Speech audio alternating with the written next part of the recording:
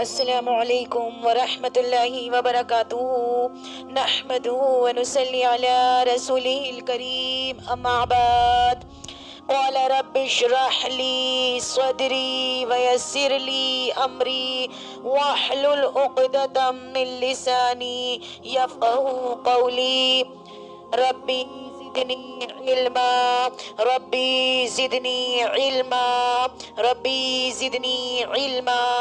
قال اللہ تعالی فی سورة القرآن: والمطلقات يتربصن بأنفسهن ثلاثة قروء ولا يحل لهن أن يكتمن ما خلق الله في أرحامهن إن كن يؤمن بالله واليوم الآخر وبعولتهن أحق بردهن في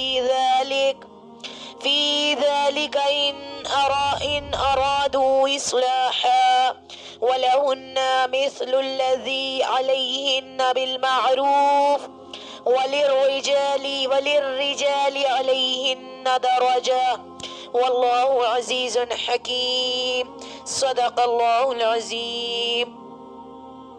میری محترم بہنوں، دوستوں، ساتھیوں، اللہ تبارک و تعالیٰ نے ہمارے اوپر بہت بڑا احسان فرمایا کہ الحمدللہ کہ اللہ تعالیٰ نے ہمیں اتنی پیاری محفل میں بٹھایا۔ یہ سب اللہ تعالیٰ کا احسان ہے، اکرام ہے۔ سارا حمد و ثنا سب اللہ تعالیٰ ہی کے لیے جس نے ہم سب کو منتخب فرمایا۔ میں نے آپ کے سامنے سورہ بقرہ کی آیت نمبر 228 تلاوت کی ہے، اور یہ ہمارا رکوع چل رہا ہے، یہ ہمارا 12واں رکوع چل رہا ہے، اور یہاں مطلب ہمارا 12 رکوع پورے ہو گئے ہیں۔ اب ہمارا آگے چل کر 13واں رکوع شروع ہو جائے گا۔ تو پیاری عزیزات، آپ سب نا اپنا مصحف میں دیکھیے، گروپ میں ڈال دیا گیا ہے، اور کل کے حوالے سے جو کل کا لیکچر تھا ہمارا، اس میں ہم نے یہی پڑھا تھا، دیکھیں مشرک عورتوں سے نکاح نہیں کرنا چاہیے، مشرک مردوں سے نہیں کرنا چاہیے، اور بہت ساری باتیں ہم نے کل کے اس میں پڑھی اپنے، اور یہ بھی پڑھا تھا کہ عورتوں کے مطلب جو ایام حیض کے دن ہوتے ہیں اس میں کیا نہیں کرنا چاہیے، سب ہم نے اچھے سے سمجھ لیا تھا۔ اور کل ہم نے ایلا کے بارے میں بھی پڑھا تھا کہ کوئی ناراضگی ہو جاتی ہے، کوئی بندہ قسم کھا لیتا ہے کہ میں نے اب ان سے بات نہیں کرنی، تو اس کی جو وہ بتائی تھی کہ اس میں مطلب 4 مہینے تک آپ کر سکتے ہو، 4 مہینے کی مدت ہے اس میں، کہ چلو بس اس 4 مہینے تک کی مہلت دے دی جاتی ہے، لیکن اس کے بعد دیکھا جاتا ہے اگر کیا کہتے ہیں وہ طلاق کا ارادہ کر چکے ہوں تو پھر اللہ تعالیٰ سننے والا اور جاننے والا، اب دیکھ رہے ہیں بھائی بنی ہی نہیں رہی ہماری، تو پھر وہ عزم کر لیتے ہیں طلاق ہو جاتی ہے۔ تو یہ چیز ہم نے کل پڑھی تھی کہ کسی بھی عورت کو لٹکانا نہیں چاہیے بیچ میں، کہ بھائی بس اس کو بیچ میں لٹکا رکھا ہے، سالوں سال پوچھتے نہیں ہیں، وہ بیچاری اپنی ماں کے گھر ہوتی ہیں، تو یہ سب چیزیں منع ہیں، 4 مہینے تک کی مہلت ہے، تو یہ ایلا کہلاتا ہے۔ تو ہم نے یہ پڑھا تھا۔ اب ہم انشاءاللہ تھوڑا سا طلاق کے بارے میں آ رہا ہے، تو آپ لوگ اپنے مصحف پر نظر رکھیے۔ بسم اللہ الرحمن الرحیم۔ والمطلقات يتربصن بأنفسهن 3 قروء، اور جن عورتوں کو طلاق دے دی جائے ان پر لازم ہے کہ وہ اپنے آپ کو 3 حیض تک روکے رکھیں، 3 حیض تک روکے رکھیں۔ طلاق کے بعد عورت کے لیے 3 ماہ کی عدت ہوتی ہے عزیزات۔ اس عدت میں شوہر چاہے تو رجوع کر سکتا ہے اگر اس نے 1 یا 2 طلاقیں دی ہوں تب، البتہ تیسری طلاق کے بعد رجوع کا حکم نہیں ہے، رجوع کا حق ہی نہیں ہے اس کے پاس۔ طلاق رجعی جو ہوتی ہے نا، طلاق رجعی کے بعد ابھی اگر عدت ختم ہو جائے تو اب شوہر کا رجوع کا حق ختم ہو جائے گا اور عورت آزاد ہوگی، لیکن اس مدت کے اندر وہ دوسری شادی نہیں کر سکتی کیونکہ ابھی عدت چل رہی ہے، تو ابھی وہ دوسری شادی کر ہی نہیں سکتی۔ وَلَا يَحِلُّ لَهُنَّ أَن يَكْتُمْنَ مَا خَلَقَ اللَّهُ فِي أَرْحَامِهِنَّ، اور ان کے لیے یہ جائز نہیں ہے ان عورتوں کے لیے کہ اللہ نے ان کے ارحام میں یعنی ان کے رحموں میں جو کچھ پیدا کر دیا ہے وہ اس کو چھپائیں، یہ جائز ہی نہیں ہے۔ ان کننا یؤمننا باللہ والیوم الاخر، اگر وہ فی الواقع اللہ اور یوم آخرت پر ایمان رکھتی ہیں تو 3 حیض کی مدت اسی لیے مقرر کی گئی ہے کہ معلوم ہو جائے کہ عورت حاملہ ہے یا نہیں۔ یہ 3 ماہ کی جو عدت ہے طلاق کی، یہ اسی وجہ سے رکھی گئی ہے کہ اس میں اچھے سے معلوم ہو جائے کہ عورت حاملہ ہے یا نہیں ہے۔ تو اگر عورت حاملہ ہوگی لیکن وہ اپنا حمل چھپا رہی ہے تو اس کے پیٹ میں پلنے والا اس کا بچہ اس کے پاس ہی رہے، وہ اس لیے چھپا رہی ہے، تو یہ اس عورت کے لیے جائز بات نہیں ہے۔ کیا بتایا جا رہا ہے؟ وَبَعُولَتُهُنَّ أَحَقُّ بِرَدِّهِنَّ فِي ذَلِكَ إِنْ أَرَادُوا إِصْلَاحًا، اور ان کے شوہر اس کے زیادہ حقدار ہیں کہ انہیں لوٹا لیں اس عدت کے دوران میں اگر وہ واقعتاً اصلاح چاہتے ہیں۔ اسے رجعت کہتے ہیں۔ شوہروں کو حق حاصل ہے کہ وہ عدت کے اندر رجوع کر سکتے ہیں، لیکن یہ حق تیسری طلاق کے بعد حاصل نہیں رہتا۔ اب کسی نے 1 طلاق دی ہے، 2 طلاق دی ہے تو یہ اس کے اندر رجوع ہو سکتی ہے، لیکن جس نے تیسری طلاق دے دی ہو جی تو پھر یہ تب نہیں ہوگا حاصل۔ یعنی ایسے سمجھیے پہلی یا دوسری طلاق کے بعد عدت ختم ہونے سے پہلے شوہر کو اس کا اختیار حاصل ہوتا ہے کہ وہ رجوع کر سکتا ہے، کر لے، اس پر بیوی کو انکار کرنے کا اختیار ہی نہیں ہے۔ یہ مطلب وہ یہ نہیں کہہ سکتی کہ تم مجھے طلاق دے چکے ہو، اب میں تمہاری بات ماننے کو تیار نہیں ہوں، نہیں، ابھی اس نے پہلی دی ہے، دوسری دی ہے، عدت آپ کی پوری نہیں ہوئی ہے، تو وہ رجوع کرنا چاہے تو کر سکتا ہے۔ آگے فرمایا وَلَهُنَّ مِثْلُ الَّذِي عَلَيْهِنَّ بِالْمَعْرُوفِ، اور عورتوں کے لیے اس طرح حقوق ہیں جس طرح ان پر ذمہ داریاں ہیں دستور کے مطابق، یعنی ان کے لیے جو حقوق ہیں وہ ان کی ذمہ داریوں کی مناسبت سے ہیں۔ وَلِلرِّجَالِ عَلَيْهِنَّ دَرَجَاتٌ، اللہ فرماتے ہیں مردوں کے لیے ان پر 1 درجہ فوقیت کا ہے، مرد کا درجہ جو ہے نا عورت پر 1 درجہ زیادہ ہے۔ وَاللَّهُ عَزِيزٌ حَكِيمٌ، اور اللہ تعالیٰ زبردست ہے، حکمت والا ہے۔ پیاری عزیزات، اس زمانے میں نا اس آیت کی بہت غلط تعبیر کی جا رہی ہے اور اس سے مساوات مرد و زن کا فلسفہ ثابت کیا گیا ہے۔ مساوات بولتے ہیں برابری کرنے کو، یعنی equality of man and woman, کہ آج کل لوگ کہتے ہیں کہ مرد عورت برابر ہے، یہ فلسفی بتائی جا رہی ہے، یہ فلسفہ ثابت کیا جا رہا ہے، لیکن اللہ تعالیٰ فرماتے ہیں وَلَهُنَّ مِثْلُ الَّذِي عَلَيْهِنَّ بِالْمَعْرُوفِ کا ترجمہ اس طرح ہوگا کہ عورتوں کے حقوق بھی مردوں پر ویسے ہی ہے جیسے کہ مردوں کے ان پر حقوق ہیں، تو یہ کہتے ہیں کہ ایسے ہی حقوق ہیں۔ اس آیت کا ترجمہ اس طرح سے کرتے ہیں کہ عورتوں کے حقوق بھی مردوں پر ویسے ہی ہیں جیسے مردوں کے ان پر حقوق ہیں۔ یہ ترجمہ درست نہیں ہے، اس کے لیے اسلامی شریعت میں مرد اور عورت کے درمیان یعنی شوہر اور بیوی کے درمیان مساوات نہیں ہے۔ اس آیت کا مفہوم سمجھنے کے لیے نا عربی میں ایک لفظ آتا ہے عزیزات، ایک لام آتا ہے، لام زیر لی، یہ پریپوزیشن ہے عربی میں، ہے نا، اور ایک آتا ہے علا، یہ بھی پریپوزیشن ہے۔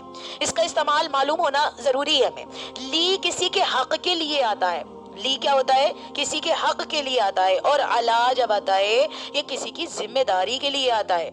اس ٹکڑے کا ترجمہ اس طرح ہوگا لہن، ان کے لیے حقوق ہیں، مثل الذی علیہن، جیسے کہ ان پر ذمہ داریاں ہیں۔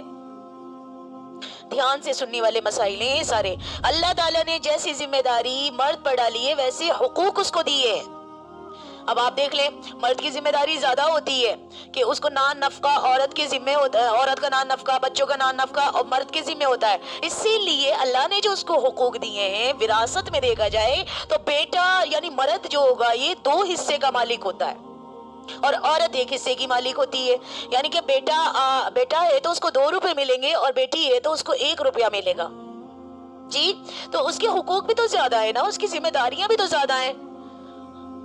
اب بیٹی کو 1 حصہ دیا گیا ہے کیونکہ اس کا اس کے شوہر پر حق ہے، اور جیسی ذمہ داری عورت پر ڈالی ہے اس کی مناسبت سے اس کو بھی حقوق دے دیے گئے۔ اب اگر دیکھا جائے کیا کہتے ہیں، یہ انشاءاللہ میں اس کو وضاحت سے آپ کو سمجھاؤں گی۔ اگر دیکھا جائے اب ویسے حق کے معاملے میں اگر دیکھا جائے تو ماں کا رتبہ زیادہ ہے، 3 درجہ زیادہ ہے باپ کے اس سے، اگر دیکھا جائے، ہے نا، تو ماں کی خدمت، اور بتایا جاتا ہے کہ ماں کے پیروں کے نیچے جنت ہے، اللہ تعالیٰ نے اس کو یہ ادھر دے دیا ہے اور اس بات کو کھول دیا ہے۔ پھر آگے فرمایا وَلِلرِّجَالِ عَلَيْهِنَّ دَرَجَةٌ، یعنی مردوں کو ان پر ایک درجہ فوقیت کا حاصل ہے۔ اللہ تعالیٰ نے خود قرآن میں بتا دیا کہ مردوں کا ایک درجہ زیادہ ہے عورتوں سے۔ اب مساوات بولتے ہیں ایکوالٹی کو، مساوات بولتے ہیں برابری کو، تو اب مساوات کیوں کر ہو سکتی ہے؟ آخر میں فرمایا واللہ عزیز حکیم، اور اللہ تعالیٰ زبردست ہے، حکمت والا ہے۔ خواہ تمہیں یہ بات پسند ہو خواہ نہ پسند ہو، یہ اس کا حکم ہے۔ وہ عزیز ہے، وہ زبردست ہے، وہ چاہے جو حکم دے، اور حکیم ہے، حکمت والا ہے، اس کا ہر حکم حکمت پر مبنی ہے۔ عزیزات یہ سمجھ لیجیے۔ اب میں آپ کو یہ بتانا چاہ رہی ہوں، اس آیت میں جو مضمون بیان ہوا ہے اس پر تھوڑی سی آپ سے بات کرنے کی ضرورت ہے۔ دیکھیے، انسانی تمدن کا اہم ترین اور بنیادی ترین مسئلہ کیا ہے؟ تمدن سمجھ لیجیے، تمدن کس کو کہتے ہیں؟ تہذیب کو۔ تمدن کس کو کہتے ہیں؟ سویلائزیشن کو۔ تمدن کس کو کہتے ہیں اگر ہندی میں سمجھے تو؟ سبھیتا یا سنسکرتی۔ جی، انسانی تمدن کا اہم ترین بنیادی ترین مسئلہ کیا ہے؟ انسانی تہذیب کا مسئلہ کیا ہے؟ بنیادی مسئلہ ایک ہے انسانی زندگی کا مسئلہ۔ انسانی زندگی کا سب سے پہلا مسئلہ تو وہی ہے جو حیوانی زندگی کا بھی ہوتا ہے۔ جی، حیوانی زندگی کا بھی ایسی ہوتا ہے، انسانی زندگی کا بھی، یعنی اپنی مادی ضروریات ہر حیوان کی طرح انسان کے ساتھ بھی پیٹ لگا ہوا ہے۔ جی، جیسے حیوان کا ہے نا، پیٹ لگا ہوا ہے، بھوک لگتی ہے اس کو، ایسے ہی انسان کا بھی ہے جو کھانے کو مانگتا ہے۔ لیکن اس کے بعد جب دو انسان ملتے ہیں اور اس سے ایک تہذیب کا آغاز ہوتا ہے، اس بات کو آپ نے بہت غور سے سمجھنا ہے۔ جب دو انسان آپس میں ملتے ہیں تو ایک خوبصورت تہذیب کا آغاز ہوتا ہے۔ اس کا سب سے بڑا مسئلہ انسان کی شہوت ہے، یہیں سے شروع ہو جاتی ہے تہذیب۔ انسان کی شہوت ہے۔ اللہ تعالیٰ نے مرد عورت دو جنسیں بنا دی ہیں، چاہے آپ جانور میں دیکھیں، چاہے آپ انسان کسی بھی مس میں دیکھیں، اللہ تعالیٰ نے ہر چیز کے جوڑے جوڑے پیدا کیے ہیں۔ ٹھیک ہے، مرد عورت دو جنسیں بنا دی، نر مادہ ہر چیز میں پایا جائے گا، اور ان دونوں کے ماں بہن، یعنی ان دونوں کے درمیان میں تعلق سے جو نسل آگے چلتی ہے، جب دونوں آپس میں ملتے ہیں اس سے آگے نسل چلتی ہے۔ اب اس معاملے کو کس طرح سے آرگنائز کیا جائے، کس طرح سے اس کو منظم کیا جائے، کس طرح سے اس کو ترتیب دیا جائے، اس کی کیا لیمیٹیشنز ہو سکتی ہیں، کیا حدود ہو سکتی ہیں، کیا قید ہو سکتی ہیں، اس کی وہ بالکل بے بنیاد نہیں ہے۔ یہ چیز ہمیں سمجھنی ہے، اس چیز میں واقعتاً بہت زور آور پوٹینٹ ہے، اس کے بارے میں سمجھنا ہمارے لیے بہت زیادہ ضروری ہے۔ اس میں دیکھیں کوئی شک نہیں ہے، آپ بھی اس میں متفق ہوں گی اس بات میں میری، اس میں کوئی شک نہیں ہے کہ انسان کا جنسی جذبہ نہایت قوی ہوتا ہے۔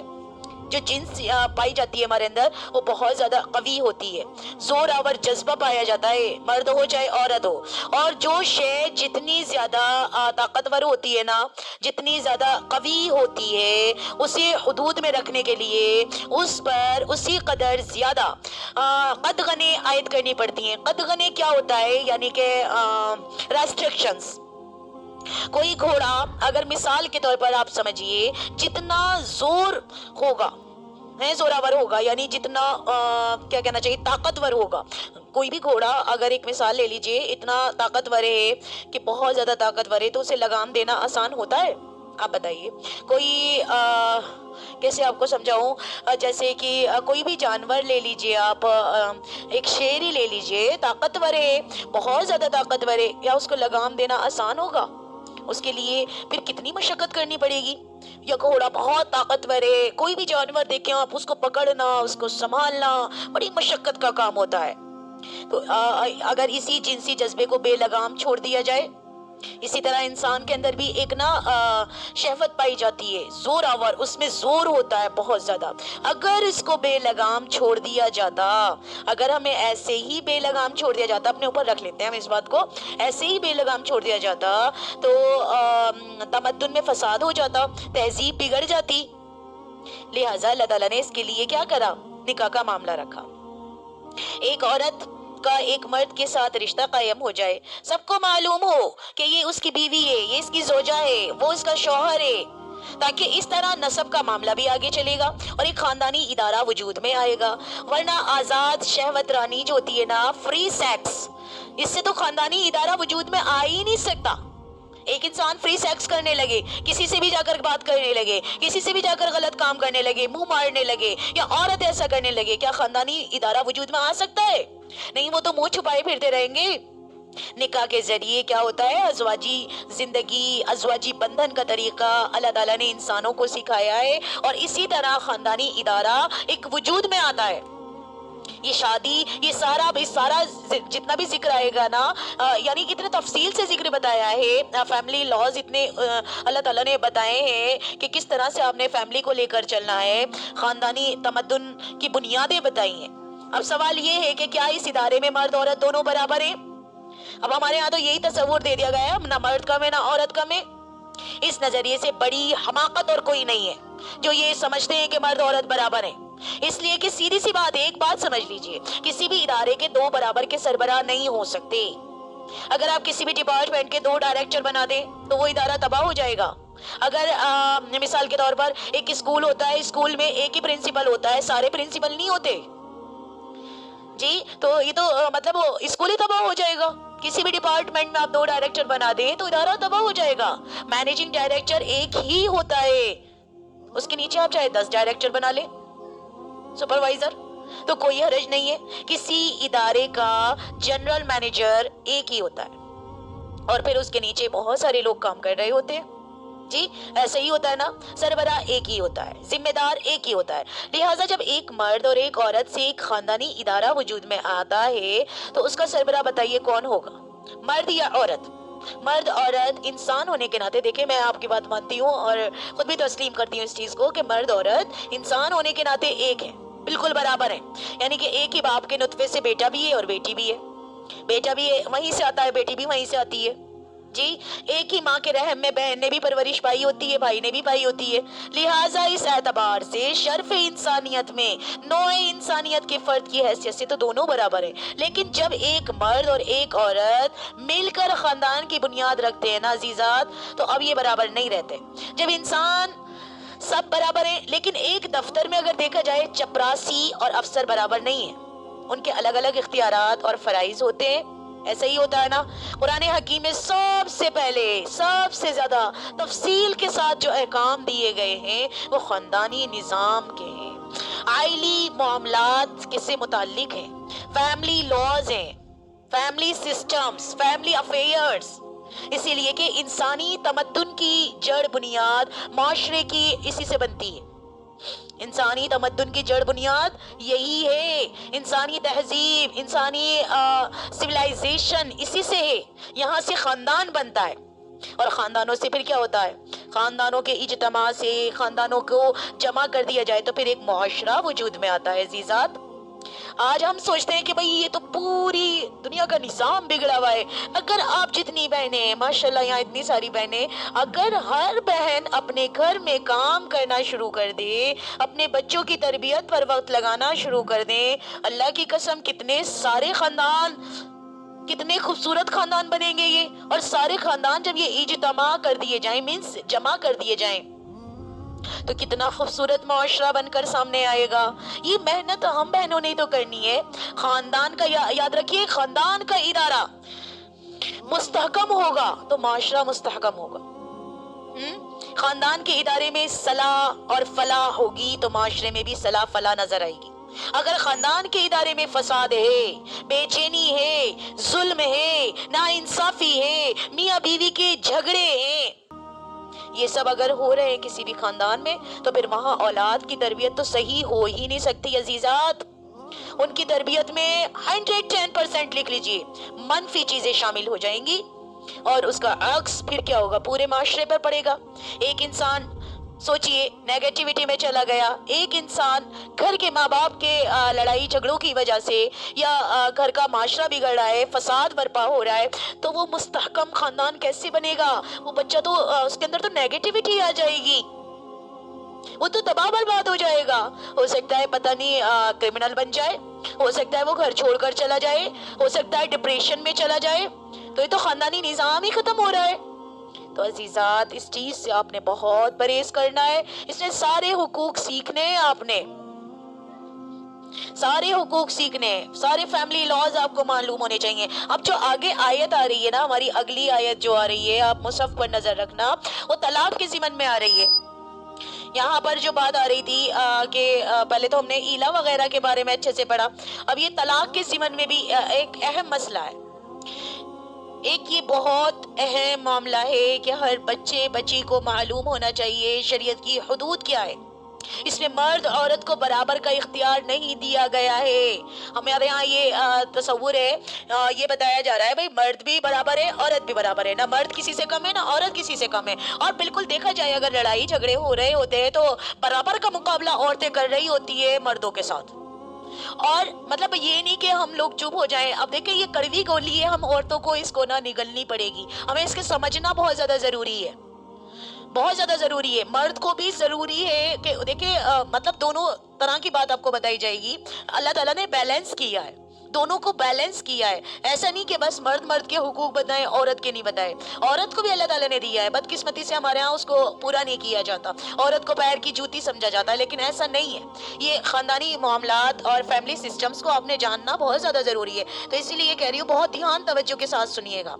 यहाँ मर्द औरत को बराबर का इख्तियार नहीं दिया गया। अगर देखा जाए जहाँ तक शादी का ताल्लुक है, जब शादी होने जाती है ना एक लड़की की, तो औरत की रजामंदी जरूरी होती है, उसे शादी से इनकार करने का हक भी हासिल होता है। अगर औरत ने शादी से इनकार कर दिया कि मुझे कबूल नहीं है, तो यकीन जाने रिश्ता होगा ही नहीं, यकीन जाने शादी होगी नहीं, उस पर जबर भी नहीं किया जा सकता। लेकिन एक मर्तबा अगर उस लड़की ने कह दिया कि मैंने कबूल कर लिया और वो निकाह के अंदर आ गई, तो अब फिर क्या होता है, अब वो निकाह वाली हो गई, बीवी बन गई, तो अब क्या होगा अजीजात, जैसे कुरान की आयत है, अब शौहर का पलड़ा भारी हो जाएगा, वो उसे तलाक दे सकता है जब चाहे।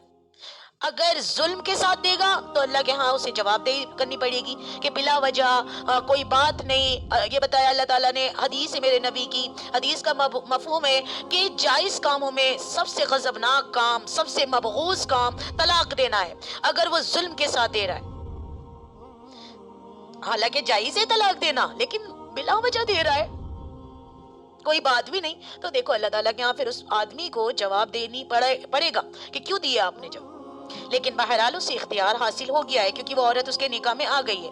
अच्छा, अब औरत का मसला है, औरत खुद तलाक नहीं दे सकती, अलबत्ता तलाक हासिल जरूर कर सकती है, जिसे आपने मेरे मुझसे सुना भी होगा कि मैं बताती हूँ इसके बारे में कि उसके हम खुला कहते हैं। अदालत के जरिए से ये हो जाता है, खानदान के बड़ों के जरिए से खुला हासिल किया जा सकता है, शहर काजी के जरिए से खुला हासिल किया जा सकता है। कब, ये मैं सारी बातें आपको बता चुकी हूँ, जब औरत हद से ज्यादा परेशान हो जाए, उसको ना नफका ना दिया जाए, मर्द मार पीट करे, मर्द उसका ध्यान ना रखे, तो ये सारी वजूहात होती हैं। या मर्द की क्या कहते हैं, मतलब पूरी तरह से उस पर टॉर्चर किए जा रहे हैं, सताया जा रहा है, जुल्म किया जा रहा है, तो औरत को इख्तियार है, अल्लाह ताला ने फरमाया ये खुला ले सकती है। बैलेंस हो गई बात।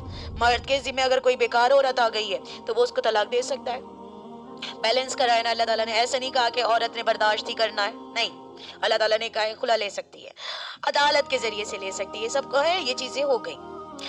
लेकिन उसे मर्द की तलाक देने का हक हासिल नहीं है। अब यहाँ पर दर्जा मर्द का ही ऊपर है, तलाक देने का हक हासिल नहीं है औरत को, मर्द दे सकता है। इसी तरह अगर मर्द ने 1 या 2 तलाकें दी हो और अभी इद्दत पूरी नहीं हुई, इद्दत तो पूरी नहीं हुई, पहली तलाक दे दी, इद्दत पूरी नहीं हुई, फिर रुजू कर लिया, दूसरी तलाक दे दी, इद्दत पूरी नहीं हुई, फिर रुजू कर लिया, उसे रुजू करने का हक हासिल होता है अजीजात, तो इस पर औरत इनकार नहीं कर सकती। ये तमाम चीजें ऐसी हैं जो मौजूदा जमाने में औरतों को अच्छी नहीं लगती, ये बात सुननी अच्छी नहीं लगती, लेकिन पता होना तो जरूरी है ना। इसलिए कि आज की दुनिया में मसावाते मर्द और जन का फलसफा शैतान का सबसे बड़ा फलसफा और माशरे में फितना, फसाद और गंदगी पैदा करने का सबसे बड़ा हथियार है। यानी कि मसावाते मर्द और जन, उसको कहते हैं equality of man and women, यानी कि बस बराबर है। अब और हमारी सोचिए कि ये जो एशियाई ममालिक है ना हमारे, खास तौर पर मुसलमान ममालिक में खानदानी निज़ाम की जो बची कुची शक्ल बाकी रह गई थी ना, और जो कुछ रही सही इक़दार मौजूद हैं, उन्हें तबाह बर्बाद करने की सर तोड़ कोशिश की जा रही है एशियाई ममालिक में। अगर देखा जाए, आप न्यूज़पेपर पढ़ें, आप न्यूज़ सुने, क्या कुछ हो रहा है दुनिया के अंदर। कायरा कॉन्फ्रेंस का मकसद ही ये है कि एशिया का मशरिक और मगरिब दोनों तरफ से घेराव किया जाए ताकि यहाँ की औरत को आजादी दिलाई जाए। मर्द औरत की मसावात, इक्वालिटी, औरतों की आजादी के नाम पर हमारे खानदानी निजाम को इस तरह बर्बाद करने की कोशिश की जा रही है अजीजात, जिस तरह उनके यहाँ बर्बाद हो चुका है। अमेरिका में क्या है, अमेरिका के सदर बिल क्लिंटन ने अपने साले नो के पैगाम में क्या कहा था कि जल्दी ही हमारी कौम की अक्सरियत हरामजादों पर मुश्तमिल होगी। अल्लाहुम्मा हाफिज़ना। बताइए आप, बॉर्न विदाउट एनी वेडलॉक, ऐसे हाल पर क्या कहते हैं मुश्तमिल होगी। और ऐसे ही हो रहा है। अमेरिका में जाकर अगर देखा जाए तो वन पेरेंट फैमिली रह गई है। माल की हैसियत, बाप की हैसियत, बस माल माल माल माल। और अगर देखा जाए तो वहां माँ की हैसियत क्या है,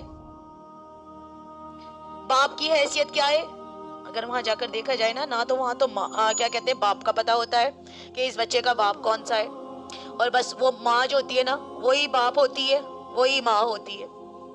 ये हाल हो चुका है मगरिब के कल्चर का। ये अजीम तबाही है जो मगरबी माशरे पर आ चुकी है। हमारे यहाँ भी लोग इस माशरे की नकाली कर रहे हैं, इसी के पीछे पड़ रहे हैं, इसी की नकल कर रहे हैं, क्योंकि अब यहाँ पे तो ये बता दिया गया है ना कि क्या जरूरत है इतनी मेहनत करने की, शादी वादी करने के लिए इतना सब कुछ करना, ऐसे ही बस आपने अपनी ख्वाहिशाती तो पूरी करनी है। सारी अक्सरियत हमारे यहाँ जिना पर लग गई है, अक्सरियत हमारी जिना कर रही है। क्या अल्लाह का अजाब नहीं आएगा? वजह क्या है, हमने मुश्किल बना दिया है ना निकाह को। निकाह को तो हमने आसान करना था, हमने मुश्किल बना दिया है। अल्लाह अल्लाह हमारी हिफाजत फरमाए बस। अच्छा, अगर इस मामले का अब दूसरा रुख देखा जाए कि इस्लाम ने औरतों को जो हुकूक दिए हैं, बदकिस्मती से हम मुसलमानों ने वो भी उनको नहीं दिए। अल्लाह ताला ने औरत को हुकूक दिए, लेकिन हमारे यहाँ बदकिस्मती से वो हुकूक दिए ही नहीं जा रहे कि जो अल्लाह ताला ने हुकूक दिए एक औरत को, हमारे यहाँ दिए ही नहीं जाते वो चीजें। यही वजह है कि हमारे ज़हनों पर भी हम रहते हैं हिंदुआनी माहौल में, हिंदुस्तान में रह रहे हैं, तो हमारे ज़हनों के अंदर भी बस वही सारी चीजें मुसल्लत हो गई हैं। तो इस माशरे में तो औरत की कोई इज्जत ही नहीं है। यहाँ अगर औरत का शौहर मर जाए ना, तो हिंदुआनी माहौल में अगर मर जाए तो मतलब वो औरत निकाह ही नहीं कर सकती, वो औरत निकाह ही नहीं कर सकती अजीजात। तो इसी तरह अब हमारे यहाँ भी यही बात जहन में आई हुई है। ऐसा ही है ना कि अगर किसी औरत का शौहर मर जाए तो हमारे यहाँ तो उसे तोस के खा जाते हैं, कोस के खा जाते हैं, पता नहीं क्या कुछ कह देते हैं। और अगर वो बेचारी शादी भी करना चाहे, हाय हाय, बस उसके ऊपर तो एक जुल्म बर्पा हो जाता है। ये सारे हिंदुआने तसव्वुरात हमारे जहनों पर मुसल्लत हो गए। तो ये चीज गलत है। अल्लाह ने हुकूक दिया है, करो तो करना चाहिए।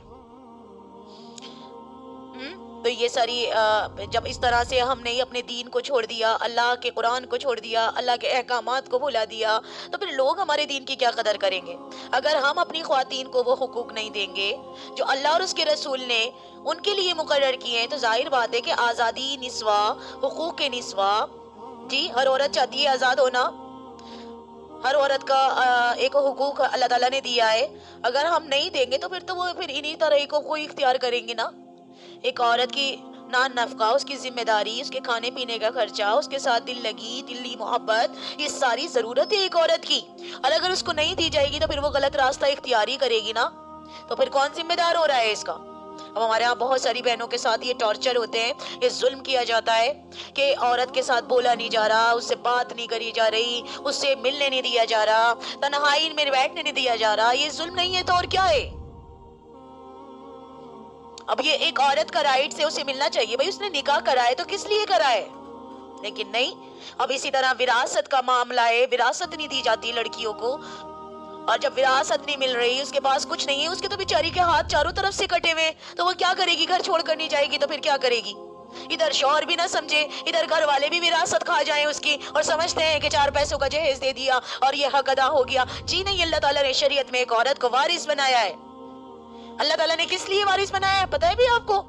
کہ ایک لڑکی کی شادی ہو گئی, اللہ تعالیٰ نے اسے وراثت کا حکم دیا ہے کہ اس کے والد صاحب کے انتقال کے بعد اس کے پاس وراثت جائے گی, تو اس کا پلڑا بھاری ہوگا, اس کے پاس پیسے ہوں گے, اس کے پاس جو بھی کچھ ہوگا وہ اپنا جو چاہے کر سکتی ہے, ذمہ دار ہے. اور اگر بدقسمتی سے سسرال میں لوگ خراب مل گئے, نصیب صحیح نہیں ملا, شوہر اچھا نہیں ملا, اس کو وہاں وہ رتبہ نہیں دیا جا رہا, اس کو وہاں وہ حقوق نہیں دیے جا رہے, تو وہ لڑکی تو بیچاری نہ وہ اسے بیچاری کو گھر سے کچھ ملا نہ وہاں سے کچھ ملا, تو یہ تو ڈپریشن میں چلی جائے گی. یہ کیا اپنے بچوں کی تربیت کرے گی؟ پھر یہ کیا کرے گی؟ گھر چھوڑ کر ہی جائے گی. یہ پھر ایسی جگہ جا کر پناہ لے گی جہاں مطلب اس کو حقوق مل رہے ہوں گے اس کے, تو پھر یہ عورت زنا کا راستہ اختیار کر سکتی ہے. تو یہ سارے ظلم و ستم ہمارے معاشرے میں ہوتے ہیں, اس سے ہم نے بچنا ہے. اللہ کے رسول پاک صلی اللہ علیہ وسلم کی حدیث سنیے اس کے بارے میں کہ میرے رسول کیا کہتے ہیں, خیرکم لأہلی وانا خیرکم لأہلی, تم میں سے بہترین لوگ وہ ہیں جو اپنے گھر والوں کے لیے اچھے ہوں, اور جان لو کہ میں اپنے گھر والوں کے لیے تم سب سے اچھا ہوں. اور گھر والے کون ہوتے ہیں پتہ ہے آپ کو؟ گھر کس سے بنتا ہے؟ بیوی سے. یہاں ساری بات میاں بیوی کے بارے میں ہی آ رہی ہے. تو پیاری عزیزات, بیوی سے جتنا اچھا تعلق ہوگا اور بیوی کا اپنے شوہر سے جتنا اچھا تعلق ہوگا, ایک مستحکم, ایک مضبوط خاندان, معاشرہ وجود میں آئے گا. تو جتنی بھی مائیں یہاں مجھے سن رہی ہیں وہ کوشش کریں اپنی بیٹی کے حق میں بھی اور اپنے بیٹوں کے حق میں بھی, اللہ کی قسم انہیں جدا کرنے کی کبھی کوشش نہ کرنا. یہ آپ کی یہ سمجھیے کہ آپ کی نسل انہی سے چلنی ہے, بیٹی ہو یا بیٹا ہو, آپ کا خاندان اسی سے وجود میں آئے گا. تو آپ ان دونوں رشتے میں جتنی محبت پیدا کرا سکتی ہیں, بیٹی داماد میں بھی اور بیٹے بہو میں بھی. عزیزات, جیسے بیٹیوں کے بارے میں ہم سوچتے ہیں ایسی بہوؤں کے بارے میں بھی سوچیں, بیٹوں کے بارے میں بھی سوچیں, وہ بھی آپ ہی کے خون ہے یار. اور بعض بہنیں ایسی ہوتی ہیں کہ بس وہ اپنی بہو اور اپنی بہو اور بیٹے کے ساتھ ہی خوش رہتی ہیں, بیٹیوں کے بارے میں ذرا نہیں سوچتی. بعض بہنیں ایسی ہوتی ہیں کہ وہ بیٹیوں کے بارے میں سوچ رہی ہوتی ہیں, دامادوں کے بارے میں سوچ رہی ہوتی ہیں, وہ بیٹوں کے بارے میں بالکل نہیں سوچ رہی ہوتی. اب دیکھیں بھائی, آپ کی نسل تو انہی دونوں بچوں سے چلنی ہے نا, تو جتنا پیارا ماحول آپ بنائیں, جتنا پیارا ماحول آپ ان کو دیں گی, یقین جانے کوئی نہیں دے سکتا. تو آپ میں کبھی آپ دونوں میں ایسی کھٹپٹ نہیں ہونی چاہیے. آپ کوئی بائی چانس ایسی بات ہوتی بھی ہے کہ ہمیں سمجھ نہیں آتی, پسند نہیں آتی, تو دیکھیں بس میں تو یہی آپ کو کیا کہتے ہیں ایک ایڈوائز دوں گی آپ ساری بہنوں کو. کبھی یہ مسئلہ ہمارے گھروں میں بھی ہو جاتا ہے تو ہم نے کیا کرنا ہے؟ صبر کرنا ہے, صبر کرنا ہے. یعنی زبان تو چلانی ہی نہیں ہے. کبھی ایسا ہوتا ہے بعض اوقات جینٹس کو غصہ آ رہا ہوتا ہے تو بھائی خاموش ہو جائے, نہیں زبان چلائیں. ایک خاموشی اللہ کی قسم آپ کو نجات دلا دے گی. حدیث ہے میرے نبی پاک صلی اللہ علیہ وسلم کی, من سمت نجا, جو چپ رہا وہ نجات پا گیا. ایک حدیث میں آتا ہے من سکت سلم ومن سلم نجات, جو چپ رہا وہ سلامتی میں رہا, جو سلامتی میں رہا وہ نجات پا گیا. ایک چپ 100 باتوں کو ہرا دیتا ہے پیاریوں. کبھی آپ کے اوپر سچ میں بتا رہی ہوں, جس اگر اللہ نہ کرے کسی کے اوپر یہ حالات آئیں, اور اگر آ رہے ہیں تو برداشت کریے آپ. پھر دیکھیں وہ اللہ تعالیٰ نہ انہیں خود ریئلائز کرا دیتا ہے, ظلم کی ٹہنی کبھی پھلتی نہیں ہے, نہ وہ کاغذ کی صدا چلتی نہیں ہے. تو پیاری عزیزات, اپنے گھر کو خوبصورت بنانے کے لیے اپنے بچوں کے سامنے تو کبھی نہ لڑنا, کبھی نہ لڑنا, اللہ کی قسم, نہیں تو ہمارا گھر بالکل برباد ہو جاتا ہے. آپ نے نکاح ہو گیا ہے, اپنے بارے میں بندہ سوچ رہا ہوتا ہے, اپنے بچوں کے بارے میں کچھ بھی نہیں سوچ رہا ہوتا ہے, اپنے دونوں کے بارے میں سوچنا ہے. ایک عورت اپنے شوہر کی بدولت بھاری ہے, اور بغیر شوہر کے سچ میں اس میں معاشرے میں کوئی عزت نہیں ہے, اس کی 1 روپے کی عزت نہیں ہے. تو اس لیے کبھی کسی کے کہنے میں آ کر تھرڈ پرسن اکثر کیا کرتے ہیں, لڑائی لگواتے ہیں. کوئی بھی ہو سکتا ہے اس میں, کوئی بھی فرینڈ بھی ہو سکتا ہے آپ کا, آپ کی فرینڈ بھی ہو سکتی ہیں, آپ کے گھر والے بھی ہو سکتے ہیں, باہر والے بھی ہو سکتے ہیں, سسرال والے بھی ہو سکتے ہیں, کوئی بھی ہو سکتا ہے, آپ کی دوست ہو سکتی ہے. لیکن کبھی آپ نے سنی سنائی بات پر یقین نہیں کرنا. یہ آگے ساری باتیں نا اللہ تعالیٰ سکھائیں گے آپ کو, سورہ حجرات میں بھی آئیں گے یہ ساری باتیں. تو اس چیز کا آپ نے بہت زیادہ دھیان رکھنا ہے, ٹھیک ہے. تو اس ساری بحث کو ذہن میں رکھنا ہے. تو ہمارے جو جدید دانشور اس آیت کے درمیان الفاظ کو تو لے لیتے ہیں کہ وَلَهُنَّ مِثْلُ الَّذِي عَلَيْهِنَّ بِالْمَعْرُوفِ, اور اس سے مساوات مرد و زن کا مفہوم نکالنے کی کوشش کرتے ہیں, equality of man and woman. تو یہ چیز غلط ہے. تو لیکن ان سے پہلے والے الفاظ کو بھی تو دیکھیں نا, وَبُعُولَتُهُنَّ أَحَقُّ بِرَدِّهِنَّ, اور بعد والے الفاظ کو دیکھیں وَلِلرِّجَالِ عَلَيْهِنَّ دَرَجَاتٌ سے صرف نظر کر لیتے ہیں کہ یہ طرز عمل بالکل غلط ہے. ایک مرد اور ایک عورت سے جو خاندانی ادارہ وجود میں آتا ہے, اسلام اس کا سربراہ مرد کو ہی ٹھہراتا ہے. ذمہ دار مرد ہے, گھر کا ذمہ دار مرد ہے. جی یہ سارا فلسفہ زیادہ وضاحت کے ساتھ سورہ نساء کے اندر اللہ تعالیٰ آپ کو سکھائیں گے انشاءاللہ. سورہ نساء کے اندر ایک آیت ہے الرجال قوامون علی النساء. یہاں بس یہ سمجھ لیجئے کہ اس کی تمہید آ گئی ہے, یہ کڑوی گولی ہے, ہمیں ہمارے حلق سے نیچے نہیں اترے گی کہ یہاں تو بڑا مردوں کو بڑا رتبہ دیا جا رہا ہے. نہیں, مرد کا روب زیادہ ہوتا ہے, بچوں پر بھی مرد کا روب ہی زیادہ ہوتا ہے. عورت چاہے حکمرانی کر لے اس گھر کی کہ عورت مالک بن جائے, لیکن مرد کا روب بچوں کے دل پر ہوتا ہے. بچے جو ہے نا, بچیاں جو ہیں وہ ماؤں سے سیکھتی ہیں, اور بچے جو ہوتے ہیں نا وہ باپ سے سیکھتے ہیں.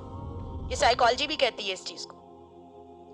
تو دونوں کا ہی رول ہے اس میں, لیکن دیکھا جائے تو باپ کا رول زیادہ ہوتا ہے. سمجھ رہی ہیں آپ میری بات ساری؟ اس آیت کا ترجمہ ایک بار پھر سے دیکھ لیجئے.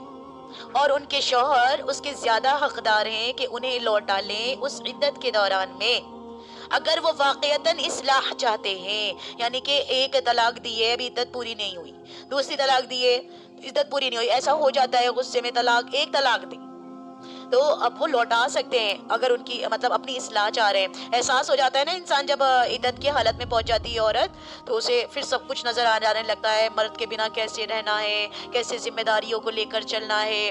تو اللہ تعالیٰ نے اختیار دیا ہے مرد کو کہ وہ لوٹا سکتا ہے, اپنے نکاح میں لے سکتا ہے, رجوع کر سکتا ہے ان سے. اور اللہ زبردست ہے نا, مردوں کے لیے ان پر ایک درجہ فوقیت کا ہے, اور اللہ تعالیٰ زبردست ہیں, حکیم ہیں, حکمت والے ہیں. اللہ تعالیٰ نے جو ذمہ داریاں عورت کے حوالے کی ہیں, جس طرح کے اس پر فرائض عائد کیے ہیں, ویسے ہی ان کو حقوق بھی دیے ہیں پھر اللہ تعالیٰ نے. تو یہ سمجھیے, اور جیسے مرد کو اوپر حقوق ہیں, پھر ان کی ذمہ داریاں بھی دی ہیں. اب ذرا اب دیکھیں, اب طلاق کے بارے میں آ رہا ہے, اس کو اچھے سے سمجھیے. آیت نمبر 229. کیا آیت ہے؟ اللہ رب العزت فرماتے ہیں یہ بالکل ہمیں ازواجی زندگی, یہ ہمیں فیملی لاز سکھائے جا رہے ہیں یہاں پر, تو یہ چیز ہمیں پتہ ہونی چاہیے. الطلاق مرتان, طلاق 2 مرتبہ ہے, یعنی ایک شوہر کو 2 مرتبہ طلاق دے کر رجوع کر لینے کا حق اللہ تعالیٰ نے دیا ہے. حق ہے اس میں. ایک دفعہ طلاق دی اور ایک عدت کے اندر اندر رجوع کر لیا تو ٹھیک ہے, پھر طلاق دے دی اور عدت کے اندر اندر رجوع کر لیا تو بھی ٹھیک ہے, دوسری مرتبہ. لیکن تیسری مرتبہ طلاق دے دی تو وہ رجوع نہیں کر سکتے. ہمارے ہاں کیا ہوتا ہے, ایک ساتھ بندہ طلاق دے دیتا ہے, تینوں طلاق ایک ساتھ دے دیتا ہے. تو مطلب یہ بہت بڑا ظلم ہے. بھئی ایک عورت کو مہلت دیں, آپ ایک مرتبہ اس کو تھریٹ دیں, دھمکی دیں کہ بھئی دیکھیں میں تمہیں طلاق دے رہا ہوں, بس اس نے کہہ دیا ہے تو طلاق آپ کی واقع ہو گئی ہے, عدت شروع ہو جائے گی آپ کی. تو پھر عورت کو احساس ہو جانے لگ جاتا ہے. تو دیکھیں ویسے دینی تو اسی طرح چاہیے, لیکن فقہ حنفی میں کہتے ہیں کہ ایک مرتبہ اگر 3 بار بول دیا تو بس طلاق ہو گئی. فقہ شافی میں اگر آپ جائیں تو اس میں یہ ہوتا ہے کہ ایک مرتبہ چاہے آپ کتنی بار کہہ دیں, وہ ایک ہی واقعے کرتے ہیں, ایک ہی مانتے ہیں کہ ایک ہی ہوئی ہے. تو پیاری عزیزات, یہ لفظ بہت مجھے تو ڈر لگتا ہے اس لفظ کو بولتے ہوئے بھی. اللہ تعالیٰ سب کو بچائے اس سے, لیکن جاننا بہت ضروری ہے عزیزات. بعض اوقات میرے پاس ایسے مسائل آ رہے ہوتے ہیں کہ بہنیں کہتی ہیں بھائی تو کوئی بات ہی نہیں ہوئی تھی, بس ذرا سی تو میں ہوئی اور انہوں نے ایسے غصے میں آ کر بول دیا. تو یہ رشتہ بڑا نازک ہوتا ہے, یہ ایک ہی قبول کہنے پر قبول ہو جاتا ہے, اور ایک ہی بولنے پر ٹوٹ بھی جاتا ہے. اور جب دلوں کے اندر دراریں آ جاتی ہیں تو پھر آپ چاہے لاکھ کوشش کریں تو پھر وہ والی بات نہیں آتی پہلے والی. تو پیاری یہ اس چیز سے آپ نے بہت بہت بچنا ہے. اللہ رب العزت سبھی مسلمانوں کی اس سے حفاظت فرمائے. بہت غلط چیز ہے, سمجھ رہی ہیں آپ؟ تو تو پھر اللہ تعالیٰ نے اس کو کہا ہے کہ اگر تیسری مرتبہ طلاق دے دی تو اب وہ رجوع نہیں کر سکتا. فَإِمْسَاكُمْ بِمَعْرُوفٍ أَوْ تَسْرِيحٌ بِإِحْسَانٍ, پھر یا تو معروف طریقے سے روک لینا ہے, یا پھر خوبصورتی کے ساتھ رخصت کر دینا ہے. یعنی 2 مرتبہ طلاق دینے کے بعد اب فیصلہ کر لیجئے, یا تو اپنی بیوی کو نیکی اور بھلائی کے ساتھ گھر میں روک لو, تنگ کرنے اور پریشان کرنے کے لیے نہیں, یا پھر بھلے طریقے سے بھلے مانوسوں کی طرح اسے رخصت کر دو. یہ ہے طریقہ. تو پیاری عزیزات آپ سوچئے, اچھا یہ طلاق کے مسئلے میں نا تھوڑا سا اختلاف ہے, اور مطلب یہ اختلاف پایا جاتا ہے. امام ابو حنیفہ کے نزدیک کچھ اور ہے, امام شافعی کے نزدیک کچھ اور ہے, لیکن قرآن کے جو ترجمہ میں آپ کو بتا رہی ہوں وہ یہ ہے کہ الطلاق مرتان، طلاق 2 مرتبہ ہے، طلاق 2 مرتبہ ہے۔ فَإِمْسَاكٌ بِمَعْرُوفٍ أَوْ تَسْرِيحٌ بِإِحْسَانٍ، پھر یا تو معروف طریقے سے روک لینا یا پھر خوبصورتی کے ساتھ رخصت کر دینا۔ وَلَا يَحِلُّ لَكُمْ أَن تَأْخُذُوا مِمَّا آتَيْتُمُوهُنَّ شَيْئًا، اور تمہارے لیے یہ جائز نہیں ہے کہ جو کچھ تم نے انہیں دیا تھا اس میں سے کچھ بھی واپس لو، یعنی وہ جو مہر دیے جاتے ہیں، جب تم نے طلاق دے رہے ہو، جب تم نے طلاق دی ہے تو تم نے انہیں جو مہر دیا تھا اس میں سے کچھ واپس نہیں لے سکتے آپ۔ ہاں اگر عورت خود طلاق مانگے تو اسے اپنے مہر میں سے کچھ چھوڑنا پڑ سکتا ہے، لیکن جب مرد طلاق دے رہا ہو تو وہ اس میں سے کچھ بھی واپس نہیں لے سکتا۔ جو اپنی بیوی کو دے چکا ہے، سورہ نساء میں بھی آ جائے گا اس کا ذکر کہ اگرچہ اس نے سونے کے ڈھیر بھی دیے ہوں پھر بھی اسے واپس لینے کا حق نہیں ہے۔ یہ مسائل ضرور سمجھ لیجئے۔ الا یخافا اللہ یقیما حدود اللہ، سوائے اس کے کہ دونوں کو اندیشہ ہو کہ وہ حدود اللہ کو قائم نہیں رکھ سکیں گے۔